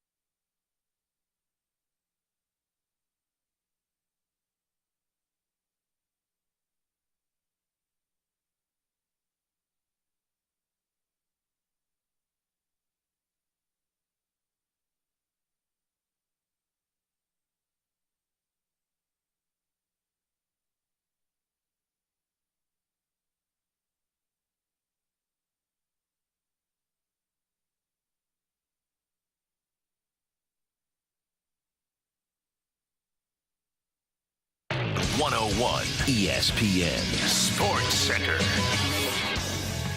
I'm Andrew Marsh. It's time for a Sports Center update brought to you by Saliga Heating and Cooling. A couple of great games last night. The Blues took down the Calgary Flames in overtime by a final score of 4-3. And the Detroit Lions defeated the Green Bay Packers on Thursday Night Football 34-31. Here's what we have for you this weekend on 101 ESPN. Tonight, we have the Mountain West Championship. Pregame starts at 6:30. And then tomorrow, Big 12 Championship. Pregame starts at 10:30 a.m. SEC Championship game. Pregame at 2:30, and then following that, Blues and Oilers with the pregame starting at 8. And then we'll have a few NFL games for you on Sunday. Once again, tonight, though, Mountain West Championship pregame starts at 6:30. We are taking your text messages to the Air Comfort Service text line, 314-399-9646 for Freedom Friday. So keep getting those questions in. We'll continue with Freedom Friday next, right here in the Fast Lane. I'm Andrew Marsh, and the Sports Center Update is brought to you by Saliga Heating and Cooling, an independent American Standard heating and air conditioning dealer.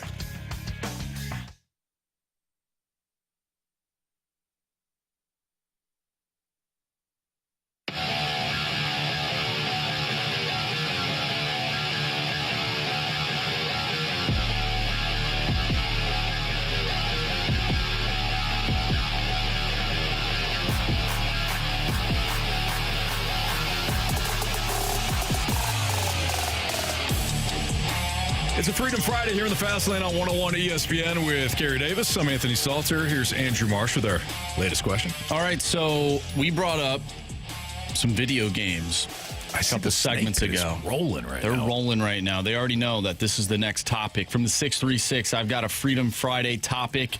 Not just the greatest video game of all time, but what is the greatest sports video game of all time? Oh, John Madden. I mean, just how it has transitioned through the years. Yeah. You know, it's Madden. It's the gold standard of sports video games. You wait for it every year. Players that are currently playing wait for it every year to see what their ratings are and their speed and, you know, all of those things. Yeah, it's got to be Madden. Just overall as a series. Yeah. I do get a little nostalgic when I think about video games, though. Okay. So, Tecmo Bowl. Oh, yeah, that was a great one. The Bo Jackson original, was unstoppable. The original and Super Tecmo Bowl was also awesome. Super Tecmo Bowl, you could play with any team, not just the Current handful of teams that they had picked for Tecmo Bowl. I was a big NHL, and I'm going to get specific here, NHL 94. Okay. That was a good one. NHL 94 was awesome. Great video game, great sports video game. NHL-wise, I'd say Wayne Gretzky's 3D Hockey 98 on the Nintendo 64. That game was awesome. Love that game. We get a text from the 314, and I would agree with this one. It's not Madden, but ESPN NFL 2K5. I believe Terrell Owens was on the cover of that game. Could be wrong. I don't know if I played that. I don't remember that one. It was sick. I probably did. I was always Madden. I was definitely always Madden. For me, also, I mean, just thinking back when you were a kid, like Double Dribble. I don't know if you remember. Yeah, that. I do. Heck, Swayze absolutely. literally just texted that Double Dribble. Double Dribble's good. Man. We talked about it before. Chester from the Snake Pit said Mike Tyson's knockout, Mike Tyson's punch out. That was I also love fantastic. NCAA football 2004 with Carson. Not Carson Wentz. Oh gosh, no, he does not. Carson Palmer. Carson Palmer was on the cover. It was like a throwback or something. Yeah, it was at USC. Oh, it was 04. For some reason, I was thinking 2014. No, 2004. Yeah, let's see here. RBI baseball was always good. RBI baseball was good. I've mentioned this before anytime we've brought this up, but they used to have for Nintendo a Little League baseball game where you could play with different countries or like different. Yep. Like you mean Texas. Backyard baseball? It wasn't backyard baseball. Backyard sports were great. We're top 10. Sure. In terms of franchises, backyard baseball's got to be top 10. I don't want to hear anything else. I'm going to fight you on that one, Marsh. But no, it was a Little League baseball game for Nintendo. And my buddies and I used to play it all the time. So you could be different teams from different countries, or like select U.S. states, like Texas. Texas had a team. Hawaii had a team. I don't know, that was awesome. There used to be a college baseball game, too, that I used to play, where you could play as, all the different colleges. And I know we're not big soccer guys, but FIFA is got to be up there. Oh, Andy from the Snake Pit goes, there was some sort of baseball game with a bunch of robots. I played the crap out of that. Me too. I don't remember that one. Yeah. There was like 3 or 4 different robots that you played. NBA. It was awesome. Yeah. NBA Jam. He's on fire. Like, that was awesome. Waterboy asked if I could play CMU Chippewas for NCAA. Damn right I did. I played with the Illinois Fighting Illini when I was using that number 24 out of the backfield. He's always open. He threw two more constantly. What? But yeah, you're right, Marsh. FIFA. I didn't play soccer. You didn't play soccer. You're the soccer guy. I didn't play soccer videos. No. It's not.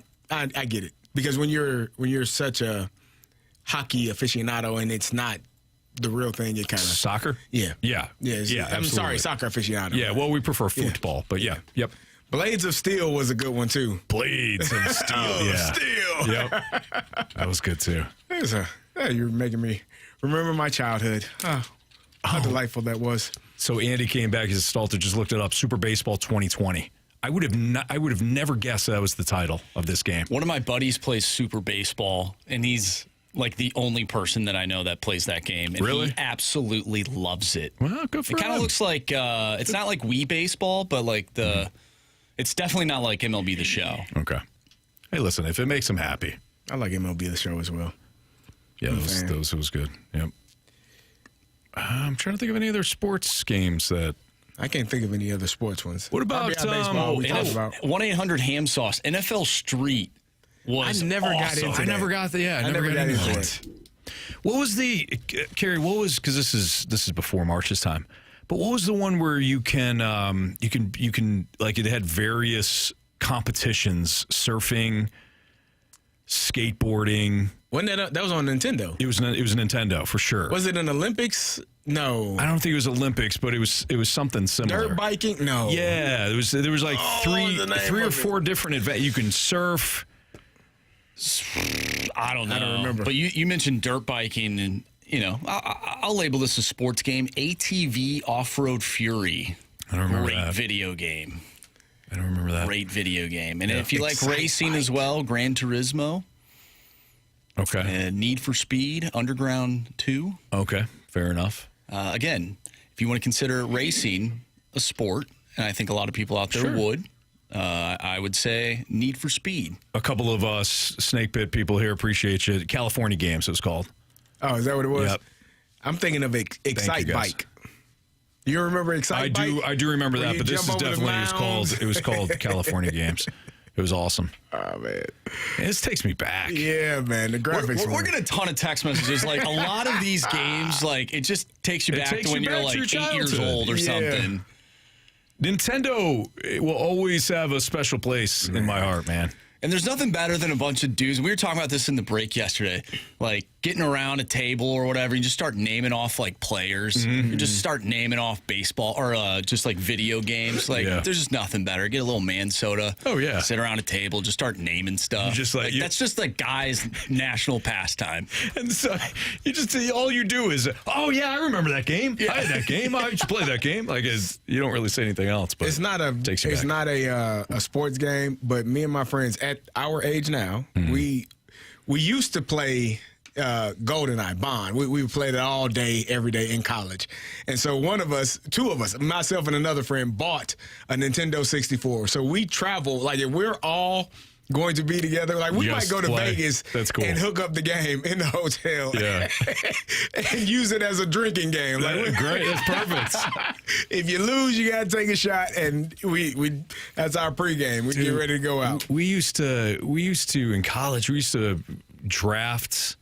We used to do like the Madden draft, where you all had different team names, and then you do the draft. We would do that all night. You'd be drinking, and then, if like your turn, you had to go over on like a Tuesday night to go play because it was your turn. You were up in the season. So they do that now on the video games where you can just play your friends. It's dynasty mode or whatever, online dynasty, and you don't have to worry about going over to somebody's house. Oh, but Marsh, they do that all for you. This is a perfect reason to not do homework and go over to your buddy's house and play the drink game in college. Yeah. All right, it's Fastlane on 101 ESPN. We'll continue with our Freedom Friday next.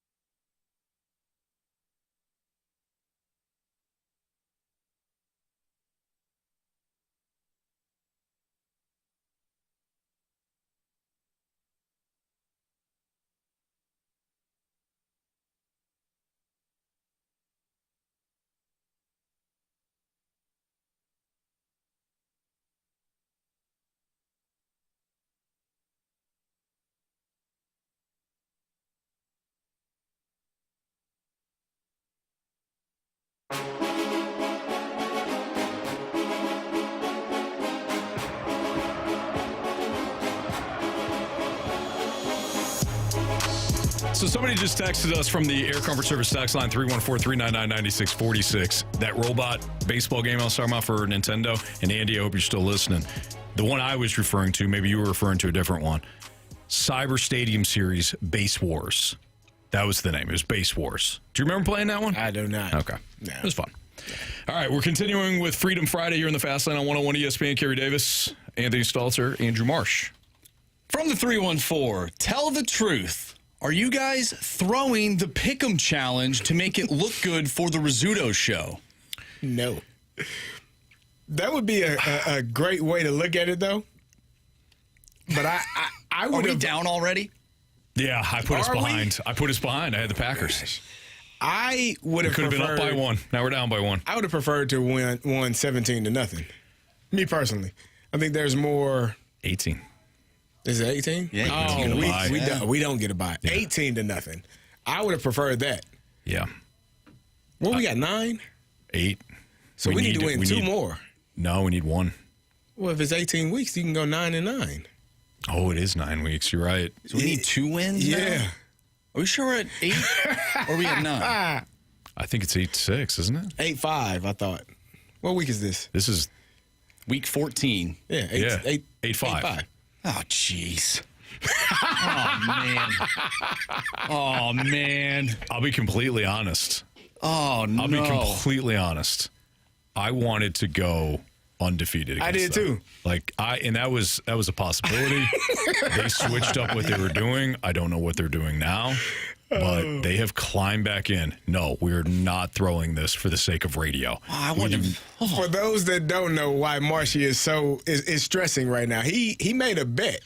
I didn't make a bet with anybody. I just said it. Well, he said it. He said it, and he's going to honor it because that if we don't win, when we were up like 7-0, I think. No, we were up 8-0, or I was told we needed 1 more win. And now we need 2? I feel like Mr. 3000 right now. I got to go back and get 3 more base hits. Oh. Okay, you want to tell the people what's on the line if we don't win? I said that I would shave my head into a cul-de-sac. Which is? Cul-de-sac hair. Leaving the hair on the sides and the sides and bald on top. In the middle. It's a rough look. It is. A lot of guys have it. Don't want it. Keenan Allen has it. He was upset when his helmet came off the other day. Look at me. See what they did to me. They didn't do that. You chose that. Just cut it off, man. Helmet. Yeah. At that point, listen. I'm not going to horseshoe. Bald is fine. Bald is beautiful. Absolutely. Yeah. But we're not throwing it. We are not intentionally trying to lose. We are way too competitive for that. You tip your cap when the team is playing well. They've been playing really well lately. They're locked in. And we got to do better. Yep. And I kind of blame, if I'm going to point fingers, and that's not really a good teammate thing to do. But we got to point some fingers because we had a couple of guys that aren't locked in. And they barely got their picks in. Very true. Good call. When you think about it. They're going to call me out. Yeah. I thought he was going that right, too. I did, too. The whole Vikings thing, I was waiting for it. I mean, it probably has cost us. Yeah. It definitely cost me. Yep. But we got guys that aren't locked in. Yeah, we need to, even you and I, we're going at each other, changing our picks before noon. Mm-hmm. I can't blame you because I was going to do the same thing. I just forgot. No, I flat out switched the Steelers to the Bengals last week, but it worked out because I also flipped another one. So the 618 says Ryder is making the Rizzuto show picks for them now. That's what happened. That's a good call. That's some good sleuth work. You know right what? There. That is true. The Rizzuto show, I saw Rafe was here late yesterday. Oh, that's weird. And I was wondering, I was like, didn't your show over He must have changed Anthony's pick from the Lions to the Packers. I don't know what. I'm going to own that one. I don't know what happened. He was here late yesterday. Yeah, he was. And he walked out with us. But then into Ryder's car. Yeah. Did you see that? I did. I was confused. Like him and Ryder, so Ryder's working for them now. Uh-huh. And that's what they're doing. And that's how they've they haven't caught up. But that's how they're catching up. And we got to have 2 more wins if it's 18 weeks. Yeah. Ew. All right, let's just lock in. We'll be fine. Marshy. All right, Marsh. You got another smaller topic? Yes. What are your top 3 Christmas movies? Oh, Home Alone is number 1. Die Hard is number 2. Oh, come on. Nice work. You guys ever see Christmas Chronicles on Netflix? Never seen it. Christmas Chronicles on Netflix. Is it a Netflix It's movie? a Netflix movie. Yep. Probably not. It's really good. Yeah, never seen it. We that's like the family's favorite Christmas movie. It's one like you can watch a couple times. A Christmas Story is probably number 2, actually. Behind Home Christmas Vacation's probably number 1 for me. Yeah, that's definitely up there. Elf's a good one. Elf's a good one. Yeah, I'd have to go Christmas Vacation 1. Mm-hmm. It's a beaut, Clark. Elf is probably, Elf and then Christmas Chronicles. Merry Christmas, Drake and Josh. That's a good one. Don't know about that one. What about The Nightmare Before Christmas? Is that a Christmas movie or is that a Halloween movie? My kids just started getting into that. Old Jack Skeleton. I've never seen it, but my little guy, Lincoln, just walks around saying stuff from that movie. I'm Jack, He the says, Pumpkin King. Is there something like Where is Jack or something? He says that a lot. I don't know. Is it a Or scary I movie? am Jack Skeleton or It's like a animated movie. Oh, what is it? The Nightmare Before Christmas. Ah, I think I know what you're it's talking like Tim Burton. Yeah, Tim Burton. Yeah. No, for me, it's Home Alone. It is Oh, yeah. A Christmas Story, and then it's Die Hard. No, people don't think that's a Christmas movie. Carey, did you know that Home Alone was filmed in a basketball gym. school gym? It was the school, which also had a gym. Come on, guys. What's wrong with that?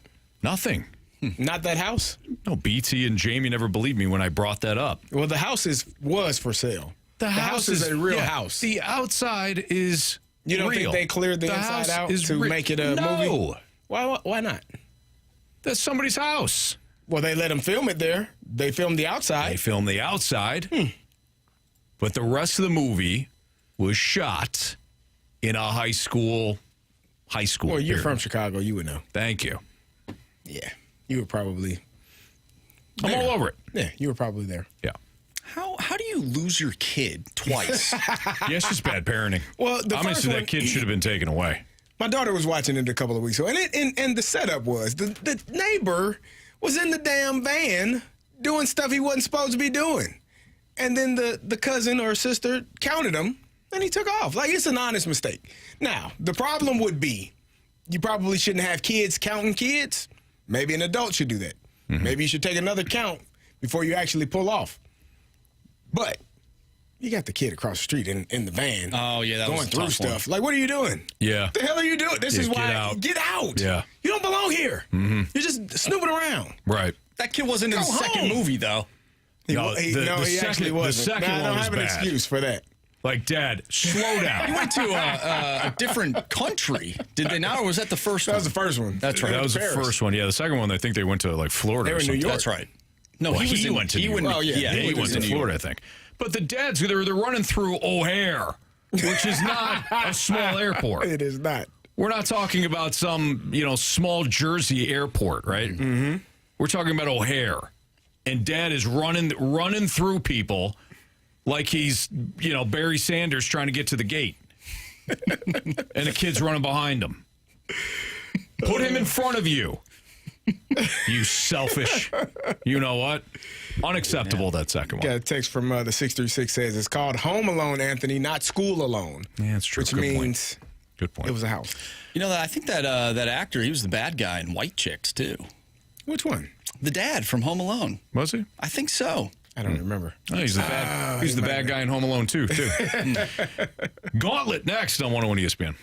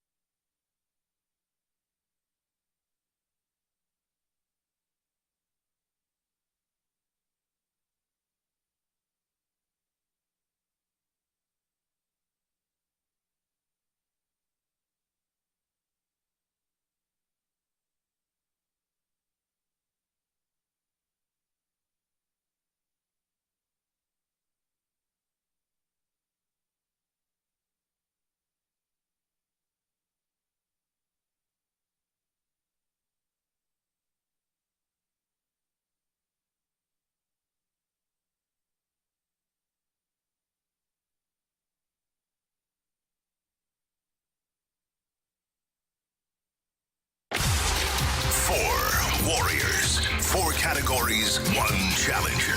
Can you survive the gauntlet? Brought to you by Blue Note Roofing. Roofing, siding, and gutters. Visit BlueNoteRoofingSTL.com for a free inspection.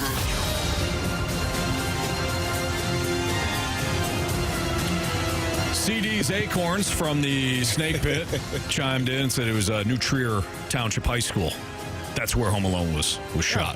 Thank you, CD's Acorns. All right. I think that's the name of the texter. I think it was. Perfect timing here. We just got done talking about Home Alone, and our Gauntlet contestant is Buzz. Yeah. What's up, Buzz? What's up, guys? How we doing? We're doing great, man. Great. Appreciate you listening. Happy Friday to you. Thanks for playing. Yeah, thanks for having me. I come from the McKernan coaching tree, but decided to come down here and give it a shot. Yes. Yeah, okay. All right, fair enough. We appreciate you. All right, welcome in. Do you want to take on Carey, Marsh, or me? I want to keep Marsh around for emotional support. Let's go, Carey. Carey Davis. All right, Buzz, good luck. Thanks, Carey. All right, Carey's going to make his way into the cone of silence. Buzz, you're going to tell Andrew Marsh to spin that wheel. Spin that wheel, Marsh. You got this, Buzz. You got this. Ready. I've been ready. You got a certain category you're hoping for, Buzz? And not hockey? Not hockey. Okay. Well. Is it hockey? Yeah, Are you serious? I'm not kidding. Oh, man. It always is. The wheel listens. Wow. Okay. Well, you got hockey. 4 hockey. We got it. All Yeah, right. you're all right. You're all right. 4 hockey-related questions, all worth 2 points, Buzz, unless you ask for the options. If you ask for the options, thank you, Marsh, those questions become worth 1 point. Are you ready? Yeah. All right, here we go. Name the team the Blues have already swept this season in the regular season series. So who have they swept already? Oh. They don't play him again. I don't think the Sharks. Final answer. Question number 2. In the history of the St. Louis Blues, against which team do they have the most wins in the regular season? So which team do they have the most wins against in the regular season? They've changed divisions a few times. The Red Wings, they've been pretty good. Options. Options are the Chicago Blackhawks, the Dallas Stars, or the Detroit Red Wings. Ah, shoot. I'll stick with my gut. It might be the Stars. I'm going to go Red Wings. Final answer. All right, Buzz, question 3. Which team used to play their games at Expo Hall? Which team used to play their games at Expo Hall? Right away, I think that can't be really the Montreal Expos, but that probably has nothing to do with it. We'll do options. The New York Islanders, the Tampa Bay Lightning, or the San Jose Sharks? Okay. Let's go Islanders. Final answer.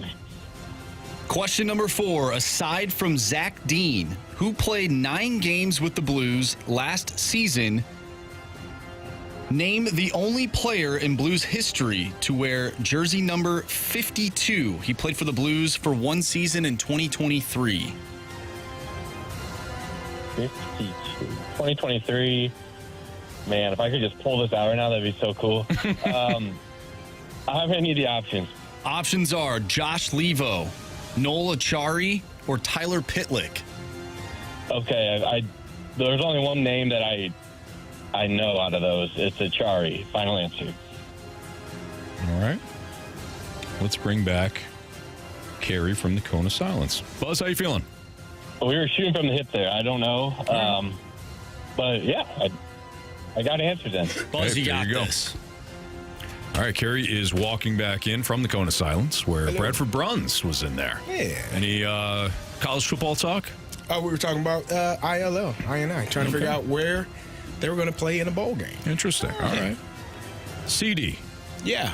your category today is hockey. Your hockey category today is hockey. Okay. Marshy? Pack a lunch. Here we go. You already have like 4, but Yeah, and it stinks. It's delightful, Anthony. CD loves it. The studio isn't that big. And my man Carey likes to bring in Brussels sprouts and broccoli any chance he gets. Oh, man. Yeah. Stay healthy. You know what? I don't say too much because I want you to be healthy too. But it smells like you bring in rotting carcass. Add some tuna. Seriously. All right, here we go. That's next. Here we go. All right, here we go. Oh, wrong sport. Question 1. Name the team the Blues have already swept this season in the regular season series. Oh, man. They've already swept them? They've already swept this team in the regular season series. Ooh. Oh. No. Oh.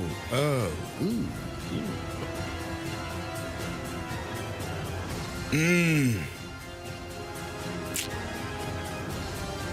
Did they beat Boston? They didn't beat Boston the second time. Options. The Carolina Hurricanes, the San Jose Sharks, or the Toronto Maple Leafs? Oh, man. Did they beat them? Yeah. Leafs, final answer. Question number 2. In the history of the St. Louis Blues, against which team do they have the most wins against in the regular season? Can you repeat that again? I'm sorry. In the history of the St. Louis Blues, against which team do they have the most wins in the regular season? So which team have they beaten the most? In ever, Bob. Regular season. Which team have they played the most?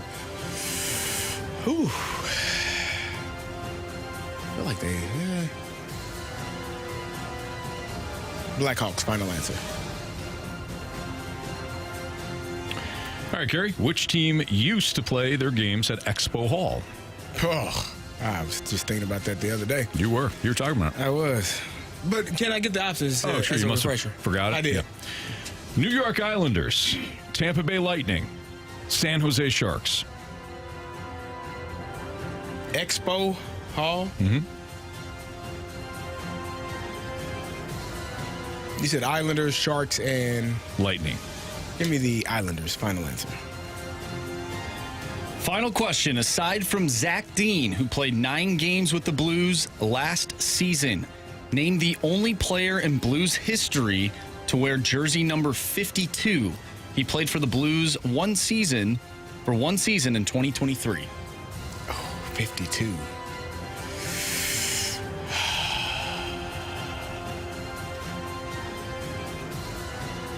Options.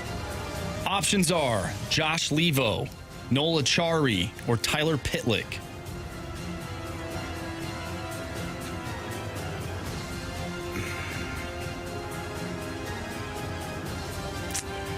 Let's go Pitlick. Final answer. I'm going to prepare my stuff for the corner. I don't know, Carey. Let's see how you did. Here we go. Name the team the Blues have already swept this season in the regular season series. Buzz, without the options, you went with the San Jose Sharks. Carey, with the options, you said the Toronto Maple Leafs. Correct answer is... It is the Toronto Maple Leafs. That's right. They still have another game to be played against the Sharks, so it is the Maple Leafs. Carey, 1-0 over Buzz. In the history of the St. Louis Blues, against which team do they have the most wins in the regular season? Buzz, you said the Detroit Red Wings. Carey, without the options, you said the Chicago Blackhawks. They were an option. Correct answer is... It's the Dallas Stars. Just not the right option. Yeah, Dallas Stars. So Carey still has a 1-0 lead. Buzz, you even said it too. You're like, this might be the Stars, but went with Detroit. Which team used to play their games at Expo Hall? You both said the Islanders. Correct answer is... It's the Tampa Bay Lightning. The Tampa Bay Lightning. So Carey still with that 1-0 lead. Comes down to this. Aside from Zach Dean, who played 9 games with the Blues last season, name the only player in Blues history to wear jersey number 52. He played for the Blues for 1 season in 2023.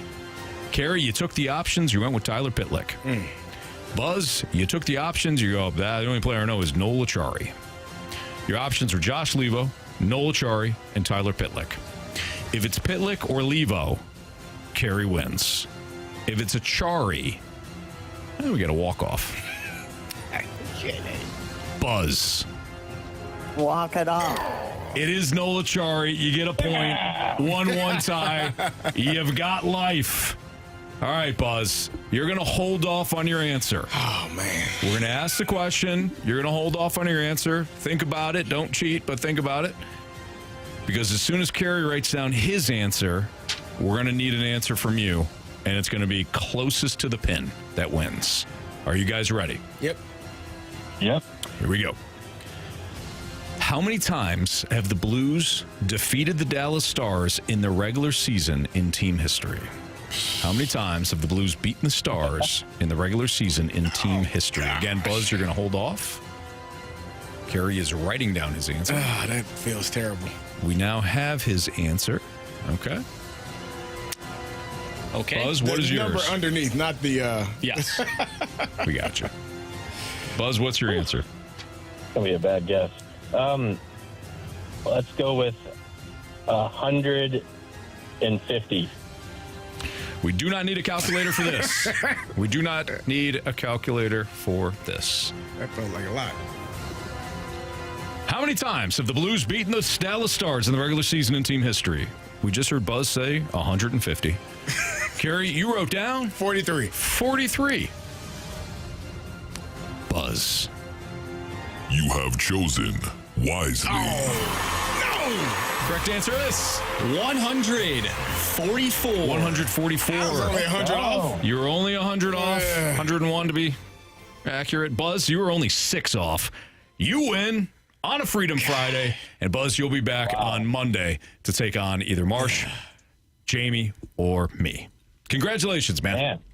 Good job. Yeah, thanks, guys. And Marsh, don't worry. You're still a St. Louis 8, even with that haircut. So Thank you. That's nice, Buzz. I might be a St. Louis 2 if we lose the Pick'em challenge with the cul-de-sac. That's fair. You know what? Right. Fair statements all around. Hey, Buzz, have a great weekend, man. Thanks for playing. Yeah.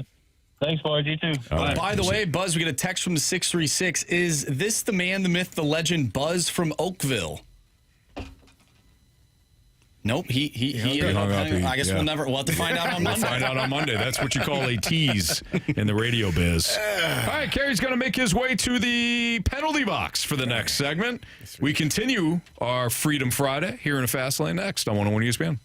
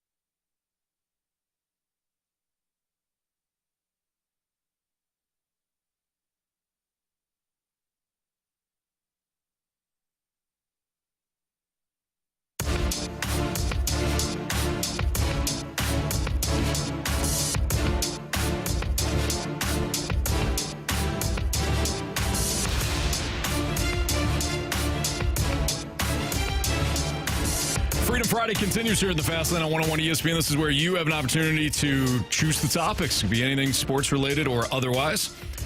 Text lines open, 314-399-9646. You can also check in on the 101 ESPN studio cams, the Alliance Team studio cams, the Snake Pit, in our 101 ESPN STL YouTube channel. You can see right now Carey Davis is serving his punishment in the penalty box. He's already ticked off because his microphone keeps dropping. I don't know. It's a problem for a lot of guys. It's You're going to be all right. There you go. All right. Yeah. All right, so Carey's going to serve his penalty. I can't hear his punishment over here. You're not supposed to. All right, Marsh. Next topic. From the 314, what are some realistic trade or free agents the Cards could bring in? None. Well, no, Carey, you can't say none. Play the people you got. You can trade some pieces away for some prospects, and hopefully they're good players in 2 to 3 years. You don't want to bring anybody in and pay them what they're being paid if they're top players, and you got to have a position that's filled and your younger player can't get on the field now. We've seen that story. We watched that movie. Watched it for the last 2 years. I've brought this up before, and I guess they're serious about rolling with Pedro Pajes and Ivan Herrera as their two catchers. Sounds like a plan. I've brought up before how you can bring in somebody like a Yasmani Grandal for cheap, 1-year deal. At least have somebody that could potentially throw out runners. Well, Anthony, that doesn't matter in this day and age. All right, fair enough. But I mean, you're right. Who else are you going to bring in when it comes to these veterans? You want to bring in a veteran and have them play X amount of games? For what? You're trying to open up spots right now. That's why Nolan Arenado continues to be discussed about potentially being traded. Yeah. That's why you let Paul Goldschmidt walk. Yep. You didn't re-sign him. You're not going to bring him back. You moved Wilson Contreras to first base because you had 3 catchers. Now you got 2. They're both younger players. Figure out which one of those guys can play. Yep. Give them an opportunity this offseason to correct the things that they struggle in and put them behind the plate and see which one of those guys can help you. Because if it's Herrera, now you have 2 bats in the lineup with him and Contreras where you were unable to have that. Right. And also have a DH. So for me, I personally don't think it makes sense to bring in any outside players that, this is not the time for that. Now, that time might be in a year or 2 or 3 years, once you realize that these guys are ready to roll and you are in a position to strike, because now they're 4, 5, 6-year guys and you need to have that veteran or 2 that can come in and be your ace or be, whatever position you need in that moment. Right. But for me right now, if you're trading away anything, I just want prospects back. I want top-tier, high-level prospects that can pan out to be something spectacular, hopefully in the future. Yep. Yeah, because even some of these pitchers, like what does Nathan Eovaldi do for you this year? Nothing. You're trying to see what you have with these young guys. Yeah. And I know that's going to, those type of topics, or those type of statements, I should say, they anger some Cardinals fans who, as we discussed yesterday, are only going year to year, which is fine. That's how you think. But your team is not thinking that way. Right. So I'm with you. I don't think this is going to be a very quiet offseason. Even adding, like last year, you added Matt Carpenter to your bench. Why? Brandon Crawford to your bench. Why? We need vets. That's what they said, Anthony. How'd that work out? You did get to 83 wins, I guess. There you go. All right. Worked out well. Yeah, certainly. Just as they planned it to. Yeah. People in the Snake Pit keep bringing up Trevor Bauer. I just don't see the Cardinals bringing in Trevor Bauer. I just don't. Mo said it last year. It's not happening. Yeah. So quit asking, to quote Nick Saban. So quit asking. Real quick here, I know we always talk about like managers, and you say that baseball managers don't really have that much of an impact in terms of like the game strategy as we think. So we got a text from the 217. Who do you think, do you think of football of all sports as a sport that takes the most coaching of all? That being said, who is the most valuable / smartest NFL coach currently? I just think that when it comes to actual impact on a game, yeah, we can talk about the bullpen the bullpen strategy, the bullpen mistakes. Right. But oftentimes we don't have all the information. And now we don't have all the information when it comes to NFL either. We don't know how a team's attacking you, who's lined up, how the play was designed, whether or not the left tackle missed the assignment. Mm-hmm. So to some degree, we don't know that either. But when it comes to baseball, you're talking about 162 games. Right. You're not really, you've got your pitcher meetings, your hitting meetings. You want to break down the opposing pitcher. You want to know what you're up against. But there's 162 games. You're not game planning for one game a week. Right. So your coaching staff, your head coaches that are putting together the game plan with their coordinators, and then your positional coaches to understand. I think football has, when it comes to coaching, it's got a bigger impact than baseball managers. Mm-hmm. When there's fewer games, I think it has to. Well, I think it matters because you don't make an adjustment like football. And we were talking to Joey V about this in comparison to hockey. Like, it's free flowing. It's just going. There is not a lot of stoppage in hockey. There's not as many stops. Like baseball, you have, obviously you're throwing the ball back to the pitcher and things like that. But football, you get to huddle up, reset, and run another play. And you do have an idea of, well, when we lined up like this last time, this is how they played against us, so let's see how that works this time. I think football, it is more play-to-play every single snap, understanding the coaches have an input because the coach is telling you what play to run. Mm-hmm. The coach is telling you what defense to run, telling you who to blitz, what coverage to play. Every single play, for the most part, unless you're in no huddle. So I do think coaches have more of an impact in that sport, but at the end of the day, it's still – I can tell you what to do. You got to go do it and be great at it. Absolutely. Yeah. All right. We will continue our Freedom Friday. Continue sending those questions, 314-399-9646, or those topics that you want us to discuss. Don't forget, though, join the Morning After crew at the all-new Hot Shots on Lindbergh for the TMA Christmas party on Thursday, December 12th from 7 to 9 p.m., featuring Santa Doug giving out presents every 10 minutes, like Blues tickets, signed Blues pucks, concert tickets, including Post Malone and Jelly Roll, Kendrick Lamar, and SZA. There you go. Jack White, Disturbed, Linkin Park, and more. Thanks, CD. Hot Shots will also have a TMA holiday theme menu with shot and drink specials throughout the night. Also, please bring a new and unwrapped toy for Annie's Hope. The celebration, the Christmas party with TMA, December 12th, starting at 7 p.m. at the new Hot Shots on Lindbergh. You can find all the details at 101ESPN.com. So we're going to do our sports six-pack, but essentially it's just a continuation of our Freedom Friday next on 101 ESPN.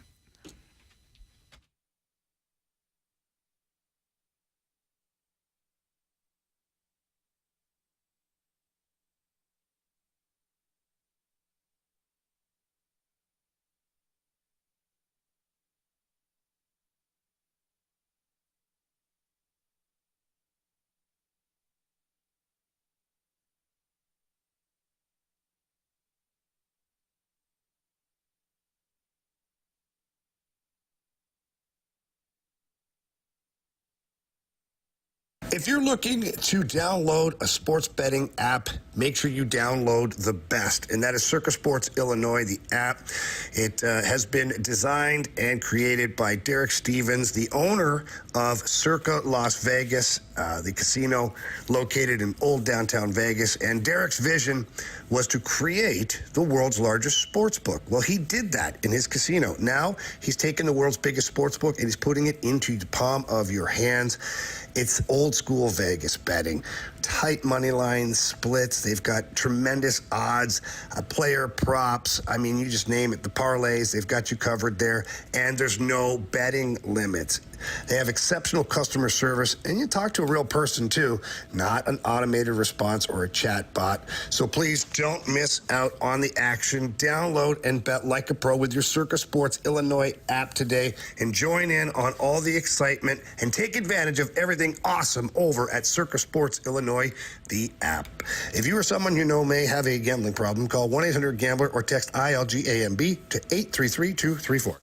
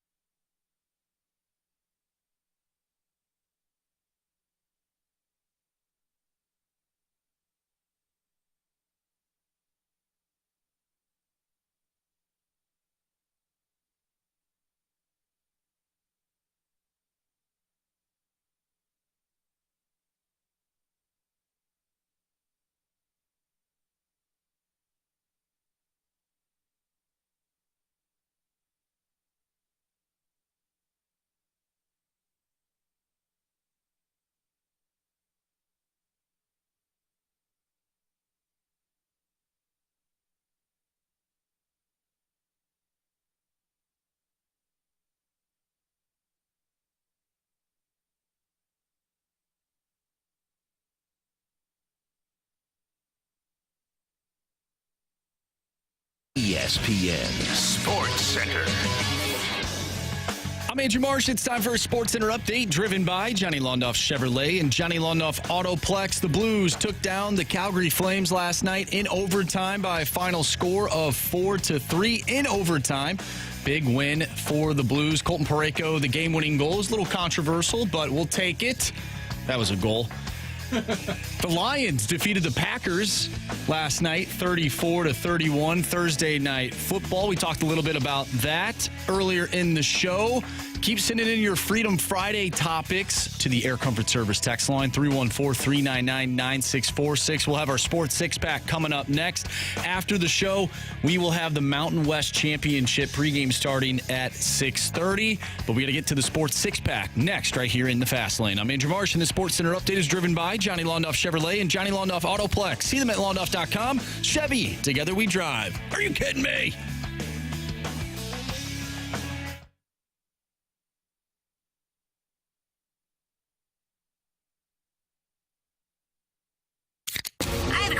It's time for the Fast Lane to answer your sports questions. I want to ask you a bunch of questions, and I want to have them answered immediately. Asking me all these weird questions. Answer the question. Answer the question. Answer me! The Sports Six-Pack is brought to you by Paramount Men's Medical Center. Suffering from ED or PE? Your first treatment is free at ParamountMen'sMedical.com.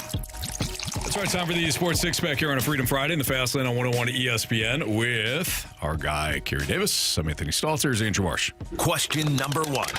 All right, from the 636, who do you guys have winning the Mountain West Championship tonight? Who will win the AAC Championship? Who do you guys got? I got Army in an upset over Tulane. What? So hear me out on this. Horrible situational spot for Tulane. They lost last week. I mean, a week ago yesterday, we're talking about Tulane possibly upsetting the apple cart and getting into the college football playoff. They lose at home to Memphis as a double-digit favorite. Now, yes, they get an opportunity to play for a conference championship, but they have to go to Western New York on a 20-degree night and face an Army team that all they do is run, virtually. You know how Memphis beat Tulane last week, Carey? How? They ran the ball straight down their throat. That's not okay. No. Army hasn't had fewer than 200 rushing yards in a game this year. That includes the loss to Notre Dame. They are going to force Tulane to tackle and tackle and tackle all night. And yeah, if Tulane gets their passing game going, Army doesn't have the secondary to hold up. Mm-hmm. But I think this is going to be a total time of possession, total Army game. I got them pulling off the upset. I do think in a competitive Mountain West game, Boise still wins. I think Boise wins. I think Boise wins that game. I'm hoping for that because I think they have played outstanding all year. The young man Genty has done a fantastic job. And I want to see them. I want to see them continue to go on and have that first round bye and see what the second round looks like for them. As far as Tulane and Army, I agree with you. We thought Army was one of those teams that could potentially make a run through the playoffs because of their style. It's not something you see every week, and that's like a jolt to the system. Yeah. You have to be extremely sound. You can have better players, but if you aren't sound in your technique and defensively, when a team runs that offensive option and things of that nature, and you're not where you need to be, they don't have to have better players. They're better. They're going to scheme you up better. So, right. I think Army also is going to win that game as well. I will say this: John Summerall has done a nice job. He has faced Army in the past. He's faced Navy in the past. He has done a nice job against the triple option before. But again, this is about Tulane having to get back up after losing to Memphis last week and traveling to, face an Army team that will play with a ton of pride tonight, home turf, all that. I'm in. Give me Army. Question number two. All right, gentlemen, this next one comes from the 314, kind of a two-parter. Has a coach that was fired won Coach of the Year, and do you think it's possible for Jim Montgomery to win if the Blues keep going? I do think it's possible, yes. A coach that was fired and hired in the same year? Or I'm sure there has been. A coach that has been fired previously and came back to win. Oh, I think they mean fired the same season. Yeah. I mean, in hockey, they fire the head coach so much that I'm sure it's had to happen, right? Well, how many times has a coach that's been fired midway through the season picked up another job in the same year, let alone 5 days? I do think he has an opportunity too. I'm looking at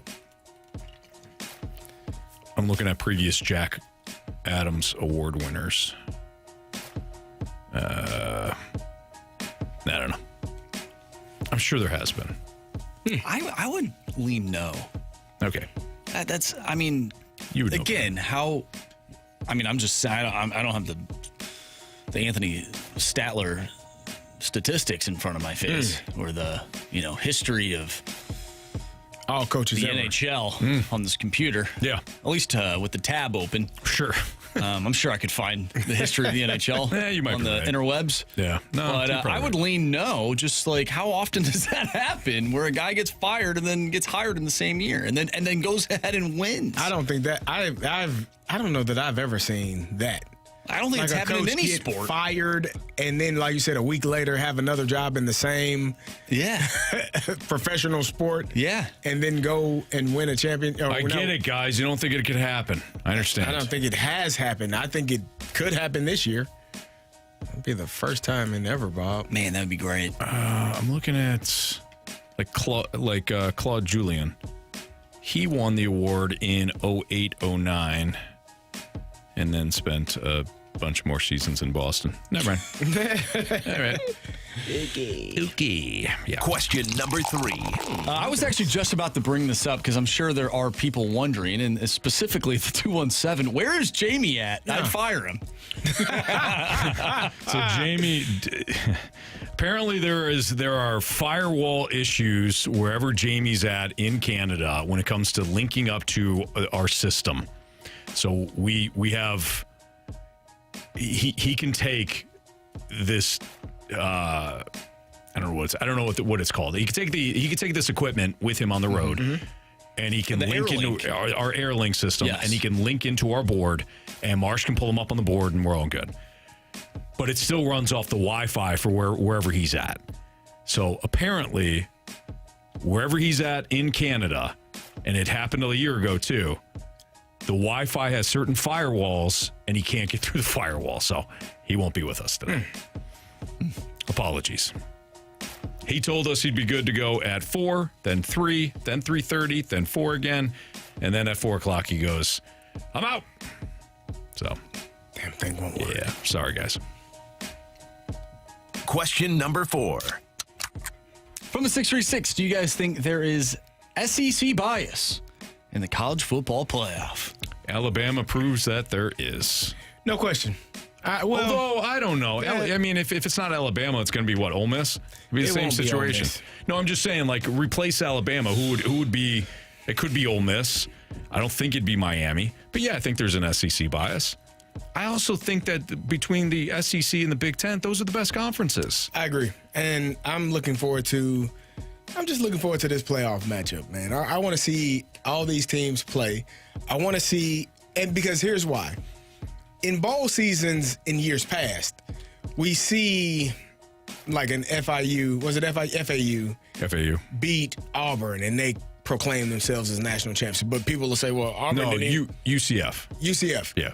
But they didn't play their starters. They didn't play their players. Like, that's always the excuse. Yeah, you didn't actually beat Ohio State. Yeah. Exactly, right? That's the reason, because the starters didn't play. Right. Well, guess what's going to happen? If all these teams, if 12 teams have a real opportunity to win a national championship, people going to play. You have your best players on the field.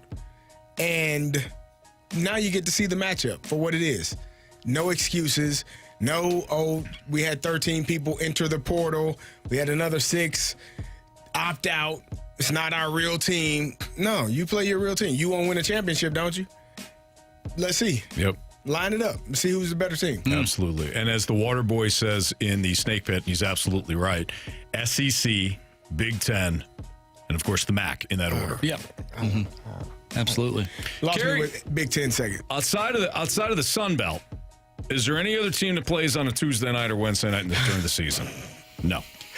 Because and I hate to do this to you, Big Ten guy. Okay. But you can't handle it. You're probably right. You can't handle playing on a Tuesday or a Wednesday during the season. That's a short week. So I wouldn't disagree with you. It's tough. I don't know how you go from Saturday to Tuesday. You don't, but you couldn't if you tried. But the MAC, yeah. We just call it MACtion, and we don't complain. Question number 5. From the 314, who do you all have in the Super Bowl, and who do you all want to be in the Super Bowl? Here we go, Steelers. Here we go. Pittsburgh's going to the Super Bowl. Here we go. That's what I want. All right, so who's going to be there, too? Who do you want? You want Steelers and who? 49ers. What? You asked me who I want. They banged up. Oh, I see. Well, yeah, like give me the Vikings and the Jags, you know, even though that was a close game. On second thought. No, I would say, we talked about it earlier this week. Steelers and Eagles would be really nice. That'd be a really, really cool matchup. Marsh, who do you want to see? Who do I want to see? Obviously, I want the Vikings in the Super Bowl. When they inevitably ruin my week and break my heart, I'm sure those Lions will be there. They show that they have shown time and time again that even when you think, they're about to lose. Oh, I like this. They're about nope. I like this kind of party. I like this, and then they find a way to win. I'm like, damn. At least I picked them in the Pick'em challenge. Okay. But I got the Lions and Not the all of us. Buffalo Bills. No, I picked the Packers. Lions and Bills. Lions and Bills. Yes.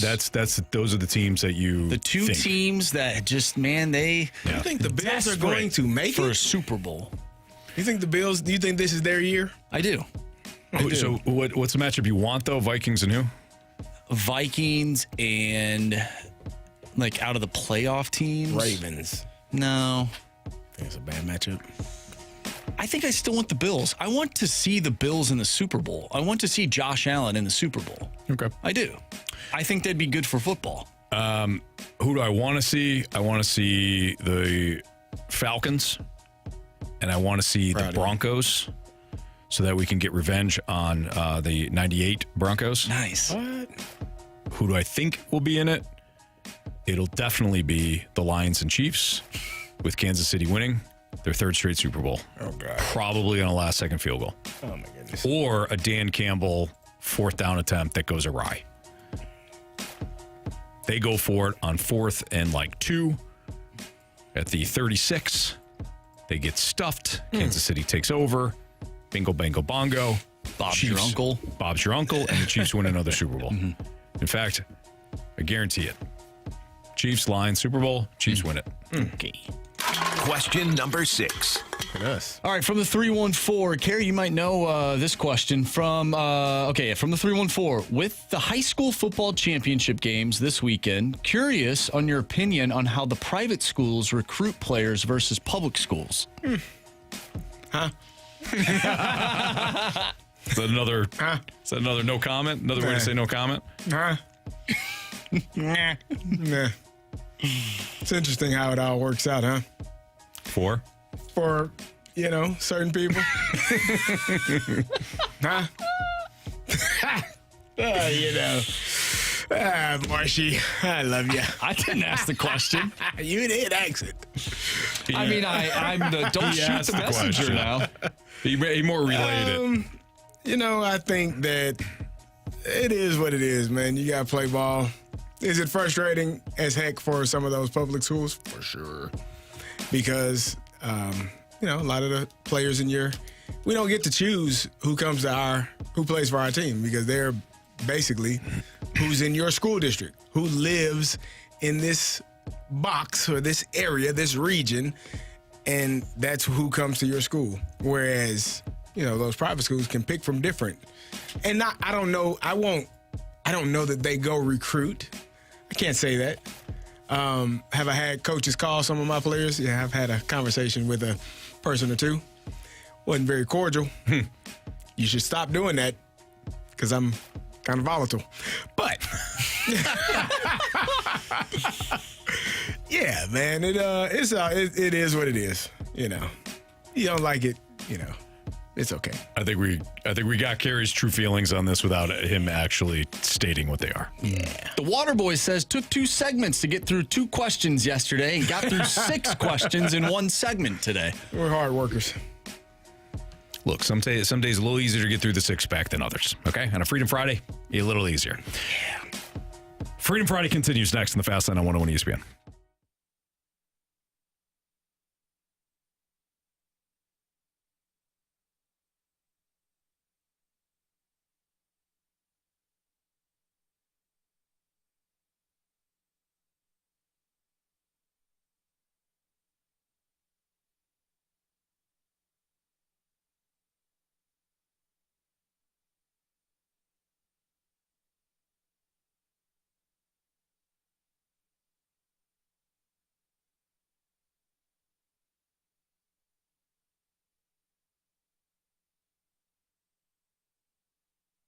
Elevate your performance. Pure Performance is your one-stop shop for all aftermarket modifications, and they are known for their top quality work and outstanding customer service. It's wintertime out there. Why don't you check your tires? Because with the snow upon us and it getting slippery, if you don't have the proper tires or you have old tires on your vehicle, that is not good for a tough wintertime. And Pure Performance doesn't only have the oversized tires, off-road tires. They've got every kind of tire and wheel available for whatever vehicle that you're driving out there. They also have all the great stuff for your off-road packages, whether it's a lift kit, leveling kit, your light kit, you name it. They've got it for any vehicle that you drive. So please stop by their huge 25,000 square foot facility. Get there inside and ask for Shelby or Caleb. Tell them that Jamie Rivers sent you in. Tell them what you're looking to do with your vehicle, and they will help you and hold your hand every step of the way. So please stop by, check out everything. It's really awesome. But if not, at least check out the website at pureperformance.com. That's pure, P-U-R, performance.com.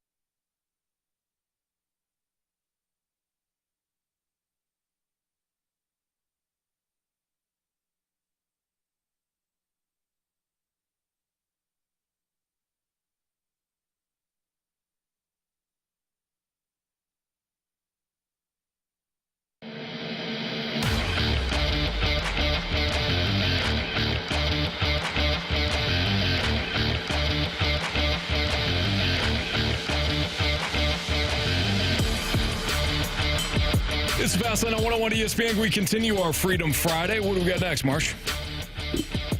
All right, this one comes from the 636. Name the best and worst / most annoying fan bases for each major sport.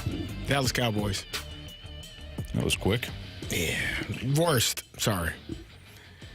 In football. Here, I'm going to write these down. Worst in football. Okay, let's go sport by sport. All right. So football. worst Cowboys. Yeah, I can get on board with that. Baseball for me, it's Boston. It's the Red Sox.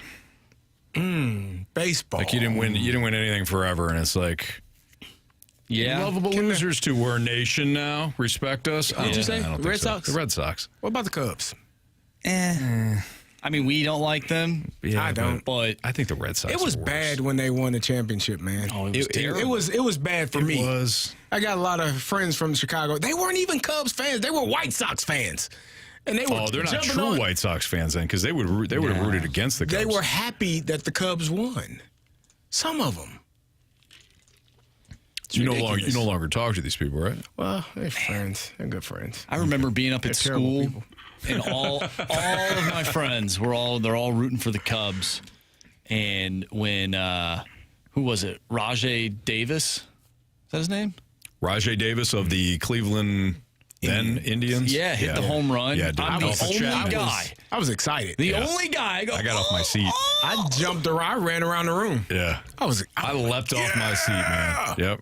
Especially him, too. Like Rajay Davis. He carved out a good career for himself. Really more of a stolen base guy. But that was I thought they were going to win. I did, too. NHL Toronto. Yeah, you would know better than we would. I think Toronto. Yeah. They're kind of like the Dallas Cowboys of. Although the Blackhawks fans were pretty annoying too during their run because they also went through a stretch where they weren't all that great. But I think I'd go with Toronto. Okay. You could probably put Chicago Bears in that kind, like Chicago in general. Like the Bears haven't won since '85, and they still talk about the '85 Bears. Like, bro. But we gotta go with the worst though. Yeah, so the Cowboys outweigh. All right. Yeah, it's them. Cowboys. I've got a thought for the NBA, and I've got a thought for college football. Who's your thought for NBA? What would you say? Lakers. Okay, that's a good one. Not who I was thinking, but that's a good one. Who are you thinking? Miami Heat. Oh. Like you're leaving. They haven't won enough, I don't think. Like they had a stretch there where they were like the Lakers. Like they created a whole beat LA. Like people hate them. Okay. All right. Hey. They weren't even playing. It wasn't that the Sixers and the Celtics playing, and they were like, beat LA. They were telling the other team, beat LA. Like, beat LA. You beat us, but damn it, beat them. Right. Okay. Fair. LA, yeah, it's got to be them. College football. And I respect Ohio State. No. I respect the passion. Yeah, it's Alabama. Nope. It is. I respect the passion, but the thing with this fan base, from my opinion, and I used to write for various websites covering college sports. It's Western Michigan. They're terrible. I agree with that. Yeah. But this fan base is the epitome of we can talk about our football team, but you get our football team out your mouth. Michigan? Missouri. No. Florida. It is a tradition, like a big traditional school. Is it Miami? It's Alabama. No. Traditional school? Yeah. Notre Dame. Notre Dame. Wow. I don't really hear much complaint from Notre Dame fans. Then you other than open they your are, they haven't won anything as of recent. Dude, they are vicious. Maybe in the 90s. Yeah, not so much anymore. For guys, me, I'm just saying. Have you not talked to an Alabama fan? It's got to be Alabama now. Have you not or been Ohio around? State or And so Michigan? are we just choosing the entire SEC that have won recently outside of the Cowboys? Yes, because they are the most obnoxious. They're the most obnoxious. Okay, then Dodger fans. Marsh. Can I have my? It's Dodger fans. I don't think so. one. I don't think really LA. Yeah, I can't find him. Sorry. I'm looking at him right there. Where? I Behind don't the see phone. him. Isn't this proving my point? Yeah. Mr. LA Dodger? I'm not doing it. So quit asking. Quit asking. Dodger fans, we are not Okay. Yeah, they're the worst. They're the worst. I don't know if LA people care enough about things other than the Lakers. Like, they have so many other things going on. Yeah, you know. Okay.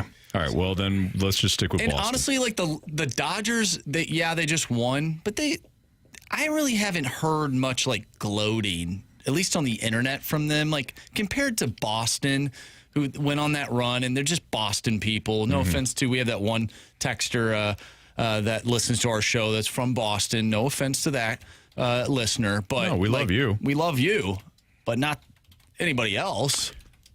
Who are the best teams? I just got a text from somebody very close to me who's a Notre Dame fan. And he said, hey, we are ND. Jesus is even with us. And that person's my father. All right. I think the best NFL has got to be the Steelers. All right, Steeler fans agree. I would not disagree with you. I agree. Baseball, everywhere. Cardinal fans. Cardinal fans, sure. BFIB.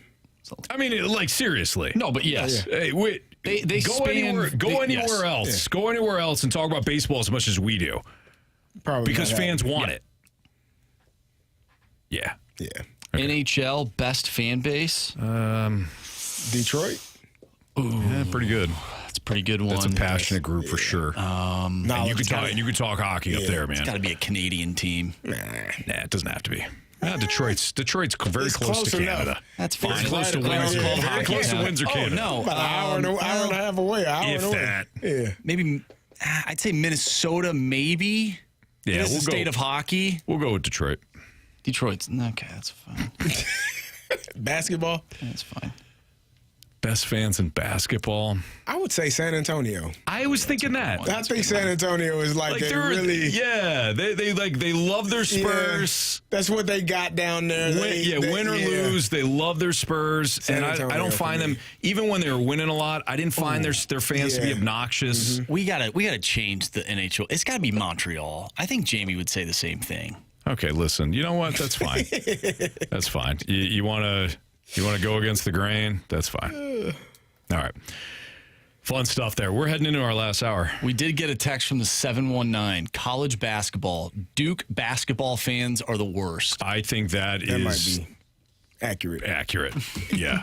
I think you're good with that. Freedom Friday continues next on 101 ESPN.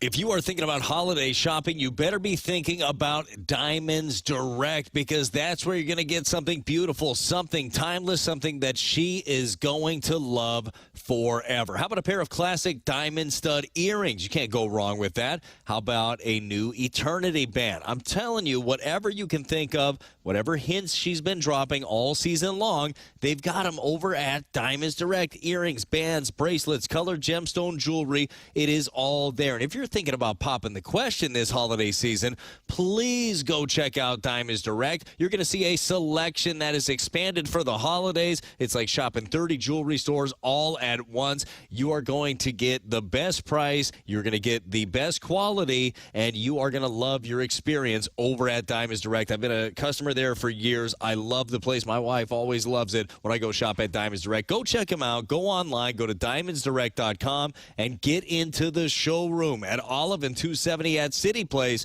It's Diamonds Direct.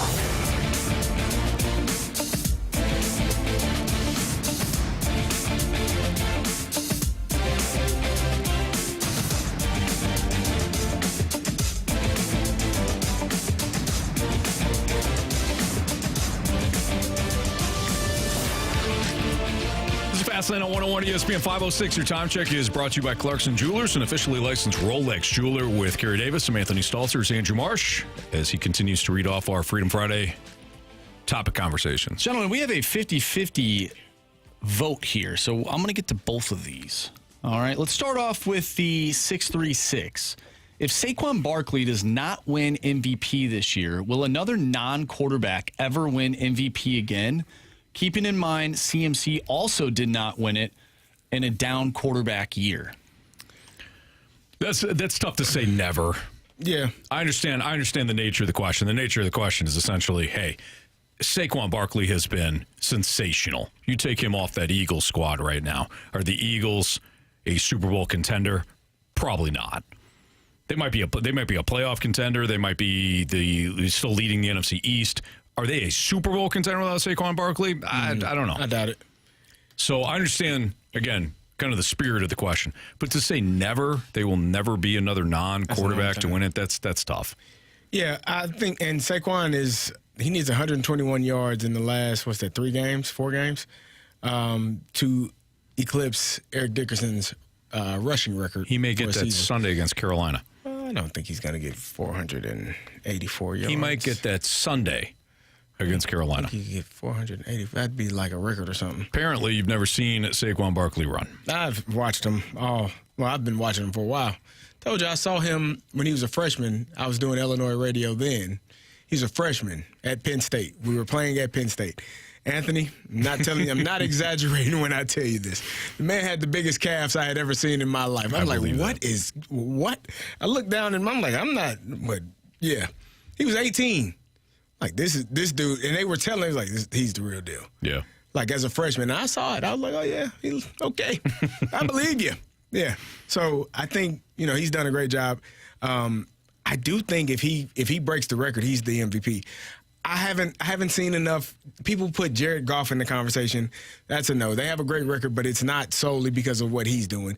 Lamar Jackson was my favorite, but he's lost some games here, and not all due to him, but he, in my opinion, has to play at that top tier elite level. You've had Derrick Henry in the conversation, but he's not in front of Saquon Barkley. People have thrown Josh Allen in the conversation. Again, he's winning games similar to, in my opinion, what Jared Goff is doing in Detroit. No. You think so? Yeah. Hold on here. Similar like not taking over games. Like when Lamar won his MVP, when Patrick Mahomes has won his MVP, they're taking over the game. Lamar and Josh Allen have the same stats essentially. And Josh Allen and Jalen Hurts have essentially the same stats and the same record, but nobody's talking about Jalen Hurts for MVP. They have the same number. Saquon. They have the same number of total touchdowns. They have the same number of interceptions. The passing yardage is just off a little bit. Nobody's talking about Jalen Hurts as the MVP. So for me, I don't think you don't get to be the MVP. Well, you have to be outstanding. Not my team is good and I'm playing well. That's not the MVP for me. The MVP is week in and week out. That guy is highlighted and circled on the board. We got to know where number 26 is at all times. We have to get 11 hats on number 26 and get him on the ground. He'll jump over your backwards, Like, you have to be able to know where that guy is. Josh Allen, he's the quarterback. Jalen Hurts, they are essentially the same this year. Can I talk to Carey Davis at the start of the year now? Sure. The guy that said that Josh Allen wouldn't do anything because he didn't have Stephon Diggs? Yeah, and James Cook sucks? I don't know if I said sucks, but not I did very say, good. He said they need to run the ball more in order to be great. I think Josh Allen is in the conversation, but I'd still give it to Saquon. Josh Allen is number 15 in passing yards. Take Josh Allen off that team, that Bills team. Take Jalen Hurts off that team. And you still got Saquon. And you still got Anquan Bolden. Anquan Bolden. A.J. Brown. A.J. Brown. You take Jalen Hurts off that team, they're not the same team? They're not the same team, but I'd be willing to bet the Eagles are right around 500, if not a winning record. If you take Josh Allen off the Bills, I don't know if they have more than 3 wins right now. Neither do the Eagles. Oh, yeah, they would. They have 6. Maybe. Who's the backup? Who are you putting in? Let's just say it's an average quarterback in both scenarios. They both stink without their quarterback. Let's say they put. You know why? Because if Jalen Hurts is not on that roster, you know how many people are going to be in the box, and AJ Brown is going to be running downfield wide open. He's like, oh, you can throw me the ball. What if Justin Fields played for the Eagles or the Bills? What's the record on both teams? It would be the same for both teams. No way. Yes way. No. All right, let's go with a really bad quarterback. The Eagles would be better because of Saquon if Justin Fields. That's what I'm saying. But it wouldn't be. They wouldn't be playoff better. They would have. I think the Eagles would have 3 more wins. I said that. You said 3. I said 6. You said 3 for the Bills. I said 6 for the Eagles. Okay. Well, what are we arguing about then? We're not. We're saying both teams are still at home. All right. What if we did this? What if we did this with like a really bad quarterback, like Kirk Cousins? Like if you put Kirk Cousins on Buffalo. He's going to have more success in Buffalo. Because yes, he would. Nah. Because that offense is better set up for it. Like, the reason why Philadelphia, if you switched Jalen Hurts and Josh Allen, switched teams, they would be the same. The records would be the same. Think so. I do. I don't think so. I do. You think the Eagles would be better with Josh Allen right now? Yeah. How much better? What are they right now? 12-0? Yeah. Oh God! Now you're doing the thing. You're doing the thing. Okay. I like Josh Allen. You don't. I don't understand this. I said at the beginning of the season, I didn't think Josh Allen would have as much success because they got rid of their best player. And now you're not giving him any credit again. I just said him and Jalen Hurts are essentially the same. They are playing at the same level. Their yards are the same. The number of total touchdowns is the same. Josh Allen is number 15 in passing yards in the NFL behind Kirk Cousins, who is number 6. Yeah, take away the 2 Tampa games, and Kirk Cousins isn't in the conversation. Sam Darnold, Justin Love, Brock Purdy, who missed the game. Yeah. Who I say? Justin Love? Who is Justin Love? Jordan Love. You compare you combine Justin Tucker and Jordan Love. Maybe. Jordan Love, Brock Purdy, who missed the game. Like, Jordan Love missed 2 games. I'm sorry. We're just going to have to agree to disagree that Jalen Hurts and Josh Allen are the same guy. They got the same yardage. They got the same Josh Allen, number of touchdowns. No. Listen, CD, I respect you too much. You don't have to like Jalen Hurts. I mean, I do like Jalen Hurts. I don't like him better than Josh Allen. Oh, okay. I just don't. Yeah. Well. All right. Garrett Green, I don't hate Josh Allen. He does. I think he's extremely talented. I don't think he's the MVP of the National Football League. I don't either. But to just dismiss him. I didn't dismiss him. We were talking about Saquon, who is, in my opinion, the MVP. We agree. Okay. So let's just stop there. How do we argue? Because you don't like Josh Allen and I do. I don't dislike him. And we get to this point. All I said was they are playing at the same level. Why does that bother people? Bazooka Tooth says Justin Love played basketball at SLU. Maybe that's what. And RIP. So. Oh, okay. Yeah. Let's go off on that. All right. Blues fans, enter the Verizon Discover NHL Winter Classic sweepstakes. It's your chance to see the St. Louis Blues take on the Chicago Blackhawks on New Year's Eve in the Discover NHL Winter Classic in Chicago. One winner will receive 4 tickets to the game, plus a $3,000 gift card. Visit select St. Louis area Verizon locations or go to @101ESPN.com and enter by December 18th. No purchase necessary to enter. Must be legal U.S. resident of Missouri or Illinois, age 18 years or older to enter. Full details now at 101ESPN.com. Freedom Friday continues next on 101 ESPN.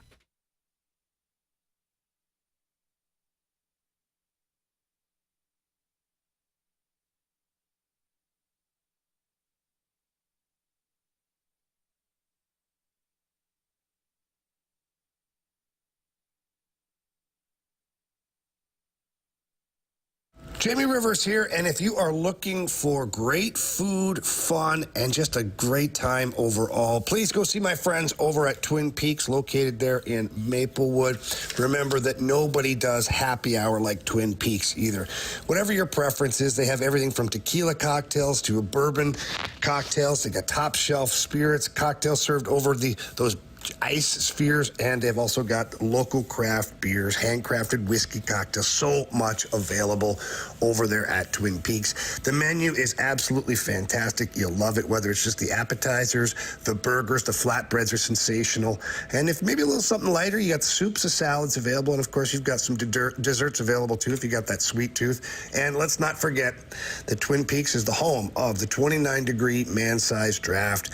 The glass is covered in ice. It's just so good. Washes down anything that you get from the menu. So please head over to Maplewood and visit my friends over at Twin Peaks. Eats, drinks, scenic views.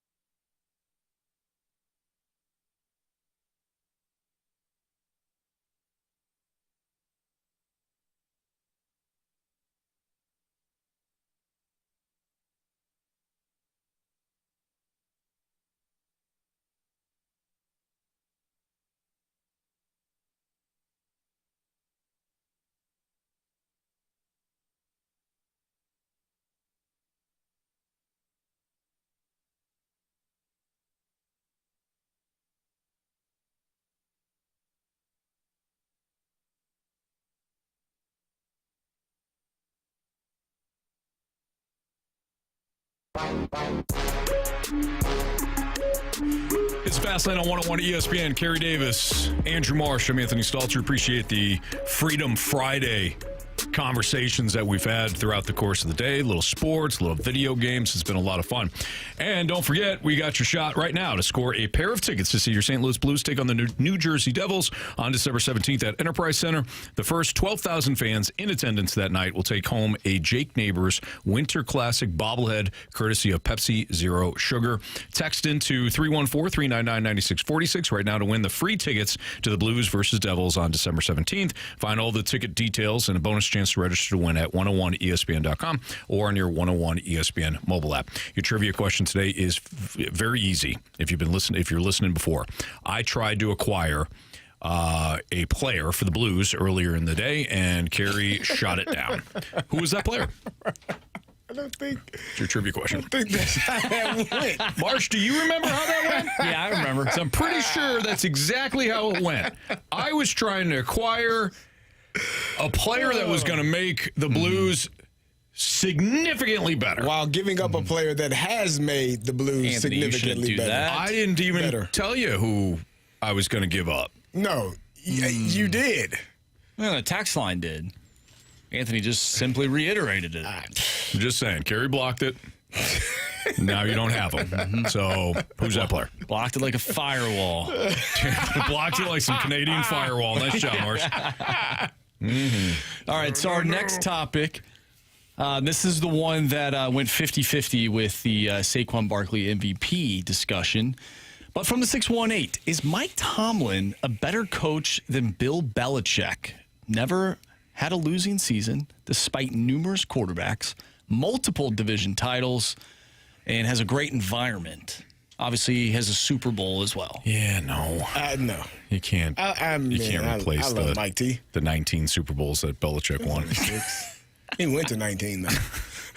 He went to 19 AFC Championship games. Man. At least. No, you can't. Yeah, I don't think so either. Mike T has been outstanding. He will, I think he's a Hall of Fame coach. He's done a fantastic job in his tenure there. But I think you win 6 Super Bowls, that says a lot about who you are and what you are. Mike T got some catching up to do. He's only 5 away. Been to 2, only won 1. Yeah. So you got some catching up to do. So Bazooka Tooth 75 says, I'll go to my grave stating that Tomlin is a better coach than Belichick. His only success came when Brady was there. He's a smart coach, but I think his coaching ability gets overhyped. That's a good point. That's a way to look at it. I'll say this, though. What head coach, what great head coach didn't also have the quarterback? They always have the quarterback. They always have the quarterback. Well, Nick Saban, we're talking just NFL? Because Nick Saban has... No, just NFL. NFL. Belichick had Brady. Yeah. Walsh had Montana. Shula had Marino. I mean, you always have... Tomlin had Big Ben. Yeah. Yeah. It's Andy Reid has Mahomes. Yeah. It usually helps. People used to say Andy Reid was overhyped. Yeah, because he couldn't get it done in Philadelphia. They only went to 4 NFC Championship games in a row. 4 straight NFC Championship games. Finally made it to a Super Bowl and then lost to Bill Belichick. Mm-hmm. I think the conversation starts with Reid. Could Reid surpass Belichick?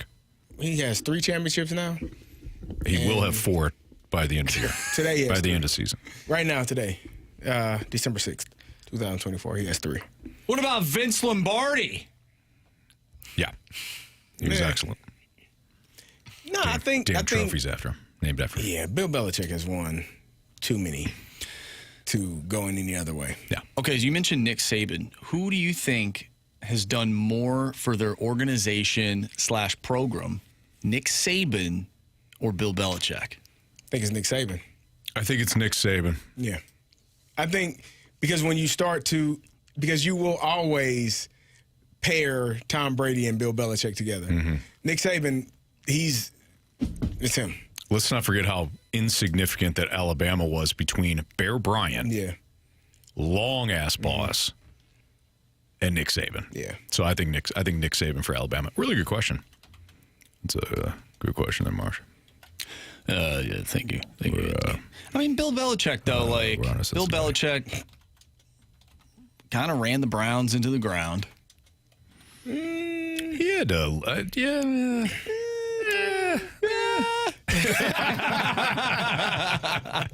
He ran him into the ground. I don't think it's... You guys can't even come out and say, no, he didn't. Well, the Browns kind of run themselves into the ground. We're not talking about open heart surgery here. Yeah. The Browns kind of did that to themselves. Yeah. They didn't need much help, I don't think. Yeah. No? I cut Bernie Kosar. You gotta make decisions. Anthony, you should have been casted in that new TV show. We watched it. No, you did not. Did you watch it? Watched it. Oh, my. I had to. Is it better than Lost? No. It wasn't like it was bad at times. It wasn't as bad as I thought it was going to be. But man, they pushed 2 narratives with Aaron Hernandez. They pushed 2 narratives. Probably know the 2. Big time. Probably know the 2. Yeah. The guy that played Urban Meyer was He's in the show? Oh, yeah. Urban Meyer? Yeah. I mean, Urban Meyer isn't in the show, but they had somebody playing Urban Meyer. Oh, man. Yep. He's kind of a shorter clearly. actor. Like, he does a good job with, I think, his voice. Yeah. But he's a shorter actor. I'm like, how? Hard to believe. And the guy that they got to play Hernandez was what, 6'6", I think. 6'5", 6'6". Yeah. That's a big ass dude. The guy that got to play Hernandez 5'10". is like 5'10". What are we doing here? By the way, I was because I'm a nerd, I was watching this YouTube video on what the Disney Star Wars trilogy could have been. Mm-hmm. It goes into like, George Lucas and, him having an idea. Then, obviously he ended up selling Lucasfilm to Disney, and then they took over and all that stuff. So then they scrapped whatever he wanted. But they go in talking about bringing in J.J. Abrams because they really couldn't come up with like something, because they're not George Lucas, for one. They didn't really know what they were going to do with the Force Awakens. So they bring in J.J. Abrams because he has this like mystique and this like, there's always like questions that the audience is like wanting to know about. But his fatal flaw is that he never actually answers any of the questions. Oh, really? And you know who was a part of Lost, right? J.J. Abrams. Yeah. And they mentioned that, and I was like, oh man, wow. I got to bring this up to Anthony and Carey. That's a great connection, yeah. And I was like, that's a great full call. circle thing. Yeah. I don't talk about Lost. We did yesterday, and you will continue to because we have to spread the message. Don't do it to yourselves. I remember, do you remember, was it the second season when the Outsiders showed up? I was like, I'm in. This is so cool. There's another segment, there's another part of the island. I do remember, yeah. This is awesome. I was locked in, That Carey. show was, I would never do that to anyone. Or myself again. All right, it's Fastlane on 101 at ESPN. Gator says if you want to get lost, just watch Lost. That's right, Gator. Absolutely. All right. Boy, we're wrapping it up here. Last Freedom Friday segment. So get those questions in, or those topics conversation. Maybe we'll run through a couple next on 101 ESPN.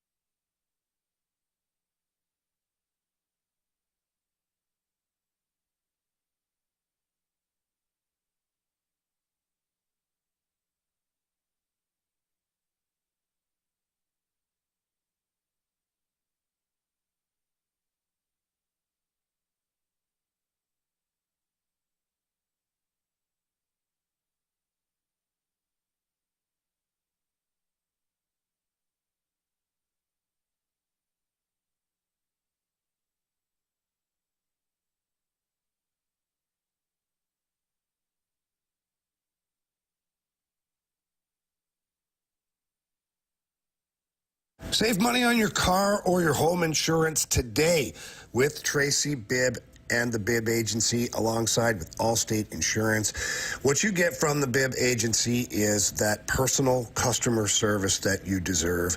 I remember having an old insurance provider and calling that 1-800 number and getting somebody that you didn't know on the phone, and it took you like 10 minutes to figure out where your policies were, what your coverage was, what your rate was.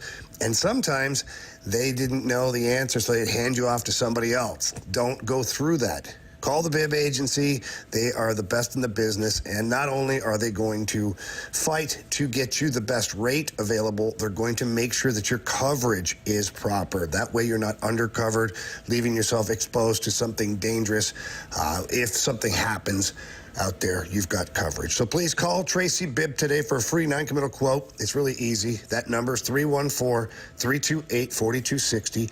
Again, that's 314-328-4260. It's no fib. You're in good hands with Tracy Bibb.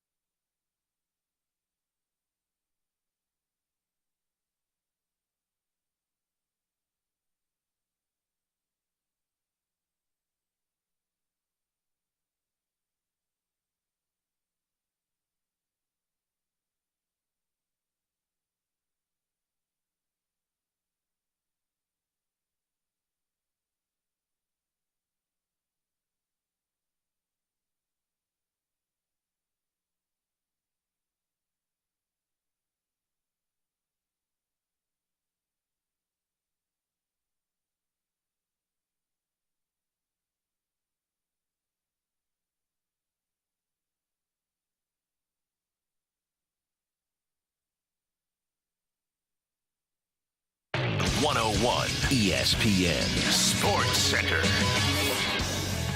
I'm Andrew Marsh. It's time for a Sports Center update brought to you by Saliga Heating and Cooling. The Blues pick up a victory in overtime last night against the Calgary Flames. 4-3 the final. Colton Parayko with the overtime winner. The Blues will take on the Edmonton Oilers tomorrow night. Pregame starts at 8 p.m. Tonight, though, we have Mountain West Championship game. Pregame starts at 6:30. We'll have some college football for you leading up to Blues and Oilers tomorrow as well. Big 12 championship game. Pregame starts at 10:30 a.m. and then the SEC championship following that. Pregame at 2:30. If you missed anything from today's show, make sure you go to 101ESPN.com or check out the free Schaefer Door Company 101 ESPN mobile app. Just head to the podcast page and you'll find all of our full shows there. And it's all brought to you by Dobbs Tire and Auto Centers. I'm Andrew Marsh, and the Sports Center update is brought to you by Saliga Heating and Cooling, an independent American Standard heating and air conditioning dealer.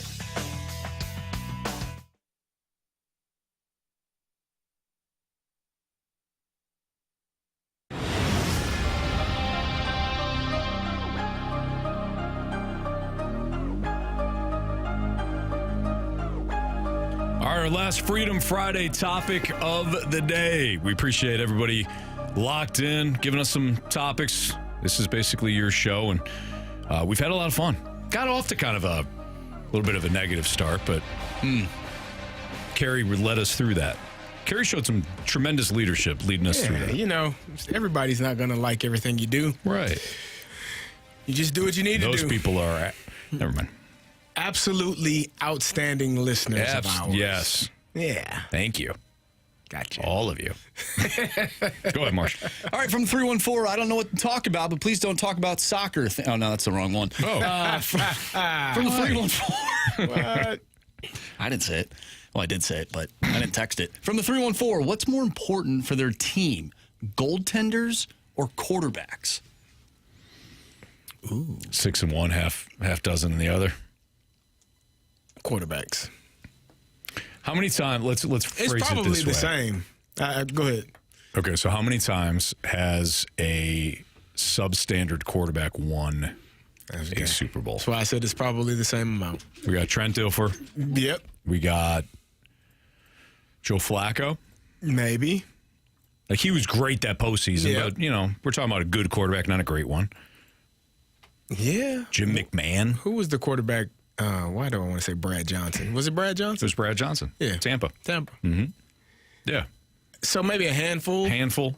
Marsh, how many substandard goaltenders Have won the Stanley Cup? Yeah. Well, we just saw one a few years ago with the Avalanche. Man, other than that, you got to have a good goalie. But what the about NHL? The Stanley Cup playoffs are. It's the hardest trophy to win. What about I agree with that. What about the Blackhawks, though, when they won? I mean, they had Corey Crawford. I mean, who was good, but what about Antti Niemi? Yeah. Yeah. Mike asked from the Snake Pit says you have to have a good goalie. You have to have a good quarterback. Yeah, Nick Foles is a great one. Splashback deuce. Nick Foles. Yeah. Again, I think it's pretty even. I agree. I think it's difficult to do either without a quarterback or a goalie. I don't know if one is easier than the other. Vegas had a bum goalie, says Chris. Aiden Hill. Yeah. I wouldn't call him a bum, but I mean, he wasn't. He was a no-name. Yeah, not a bum. But so was Jordan Bennington. Yeah, when he came in. Right. There you go. All right. Like I said, 6 and 1, half dozen in the other. Yeah, it's tough. I think it really depends on what and you talk about this all the time, what is your identity? The Avalanche, their identity is team speed and offense. Like, they can outscore their problems. Who? The Avalanche, when they won the Stanley Cup. I thought, for some reason, I went back to Vegas. I'm like, what, Marsh? Vegas, they had tree trunks in front of their netminder in Aiden Hill, right? In football, the Ravens, their identity was their defense. Some other teams, it could be their running games. They don't really need a quarterback. So I think it really just depends on what your identity is. Yeah. So what you need. And Chris, you're good. Chris says he's not a bum, but yeah, not a big name. My bad. No, you're all good. Rex Grossman with the Bears in 2008. They didn't win. And I was thinking, I almost mentioned him. I'm like, but they didn't win. They didn't win. Lost to the elite quarterback in Peyton Manning. Peyton Manning, first one. 06. Yep. The 314 wants to know, Carey, what was the best stadium you played at in college? Oh, it's Penn State. Penn State is awesome. Nighttime, Happy Valley. I told you, it's like, it's in space. There is nothing else out there. Like when you fly in, you're flying into like mountains and it's like a landing strip. There's nothing there in Happy Valley. It's playing there at nighttime for me, and it's loud and it's cold. Like it is an environment. I like that more. I don't think we ever played Michigan at night at Michigan. I feel like they don't play a ton of night games. No, I don't feel like we played there twice. Three times. None of those were at nighttime. We played them at home at night one time, but we didn't play them there. But Penn State and I never played at Wisconsin. I was injured the one year we played there, and then we played them 2 times at home. So I never played at Wisconsin. So I never got to see the jump around, whole thing. But for me, it's Penn State because they are like the 3rd largest stadium in college football, 2nd or 3rd largest. Like they are, and it's white out. Like it's really cool. I saw a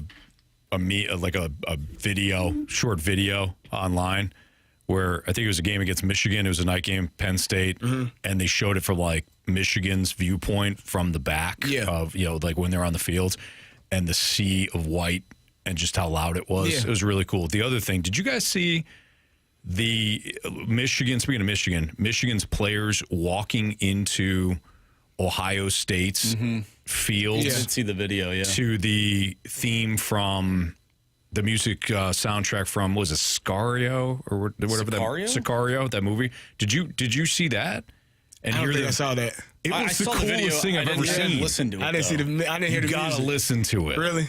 So they're walking they from get to pick their own. No. They just did it. That like whoever did the video edited it. Gotcha. And overplayed that's like the theme song from that movie. That's a good movie. It is, and they're walking in, and when they get around, and it's like, you know, you start to hear the fans, and then the Michigan flag goes by and the music's playing. Yeah, I was ready to run through a wall. Did it make you want to call, or I guess if Carey, if you maybe saw the video, maybe you make a call. I can't call anybody. Well, not anymore. Yeah, I could have in the 90s. What was I doing? Call somebody at Michigan. Oh, yeah. Gotcha. I couldn't call no. EJ Ward or Manuel Ward. EJ Manuel Ward. Or Ward Manuel. Yeah. Ward Manuel. Ward Charlie Manuel. Going back Charlie to the Ward EJ Manuel. the quarterback. Charlie Ward Marquand Manuel. Who's that? Marquand Manuel was a DB for Florida State. Okay. Seahawks. Going back to the quarterback goalie conversation, the 618 says a crappy O-line will get the best quarterback killed. A great goalie can steal any game. Okay. Yeah. Listen. Any talking point you want to bring up with this, I'm good with it.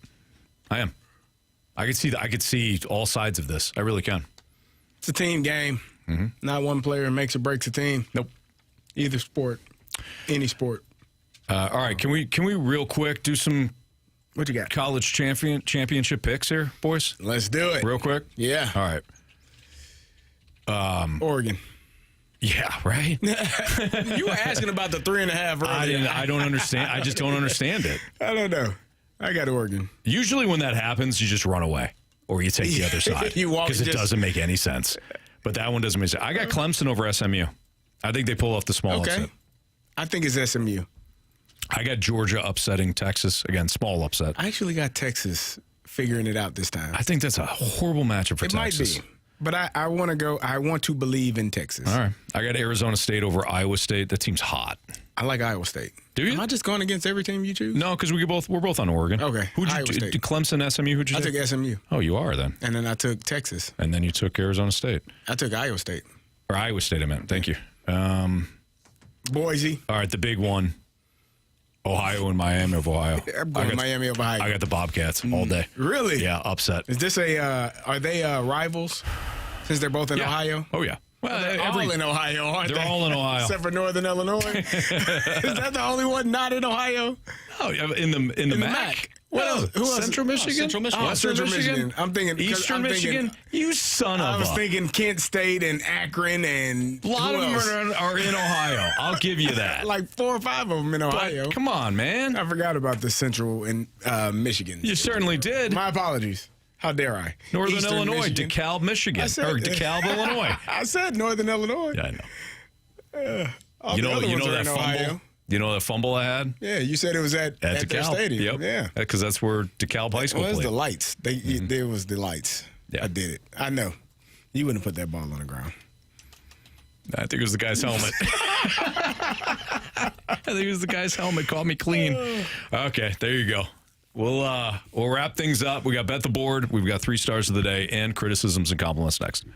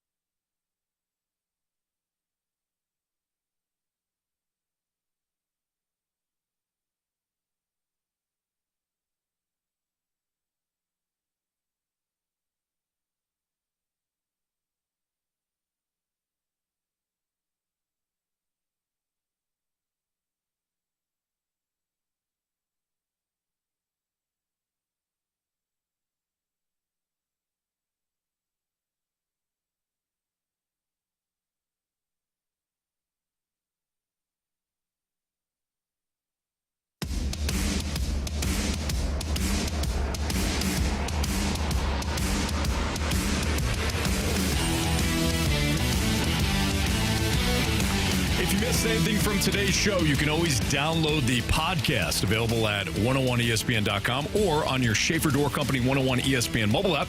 Podcast always brought to you by Dobbs Tire and Auto Centers. Time to bet the board. Marsh, what do we got? For standings, please. All right, I have...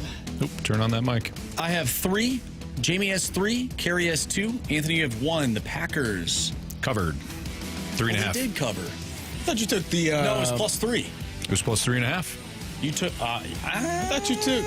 You listened. If you listened last night, that's fine. All right. We can review it, but I said 3. It was 3.5. I wrote down +3. All right. We can go back. I know I said 3.5, but it'll be under review. That's fine. Under review. That's fine. All right. Give me Saquon Barkley, 110 plus rushing yards. Wow. And TJ Hawkinson over 3.5 receptions. Kyler Murray over 26.5 rushing yards. The Falcons to cover at +6. That'll do it. And Baker Mayfield 2+ passing touchdowns. Okay. Wow. There you have it. Good luck, kid. Keep mine simple. Give me the Buffalo Bills -3.5. Is that down to 3.5? Yeah, it is. I don't know why it's so low. Wow. Makes me nervous, but... It was 4.5. Marsh, you said that Jamie texted you his pick. Yeah, Anthony. Do you want to pull that up as I mention mine? Yeah. Okay. I keep mentioning the Oregon Ducks. I don't know why they're -3.5. You're taking them. I am going to take them, but I'm going to take them in the first half at -2.5. So that's what I'm going to do. First half, Oregon Ducks minus... Oh, my bad. First half spread is 1.5. 1.5 first half spread. I'm looking at it now. Oregon -1.5 first half. Jamie is going to take the Pittsburgh Penguins money line over the New York Rangers as they just traded, or they just got rid of Jacob Trouba. It seems like the Rangers are in a little bit of a disarray right now. There you go. Okay. So Penguins tonight. All right, Marsh. All right, let's just get to the 3 stars today. Our 3rd star of the day goes out to Carey's. Yep. 2nd star of the day goes out to Roundball Rock. Yes. And the 1st star of the day goes out to Eric Davis. Eric Davis. Yes. And thank you to all our listeners. We appreciate you. Know that you sent in all those topics for Freedom Friday. And it's been a fun show. It's been a fun week, honestly. Been a real fun week. You guys have been kind of playful. Not that you normally aren't, but it's just been good talk, man. Good sports talk with friends like you guys. So everybody have a great weekend. We'll see you back here on Monday. You've got all the championship games this weekend. Of course, a little Blues hockey. See you.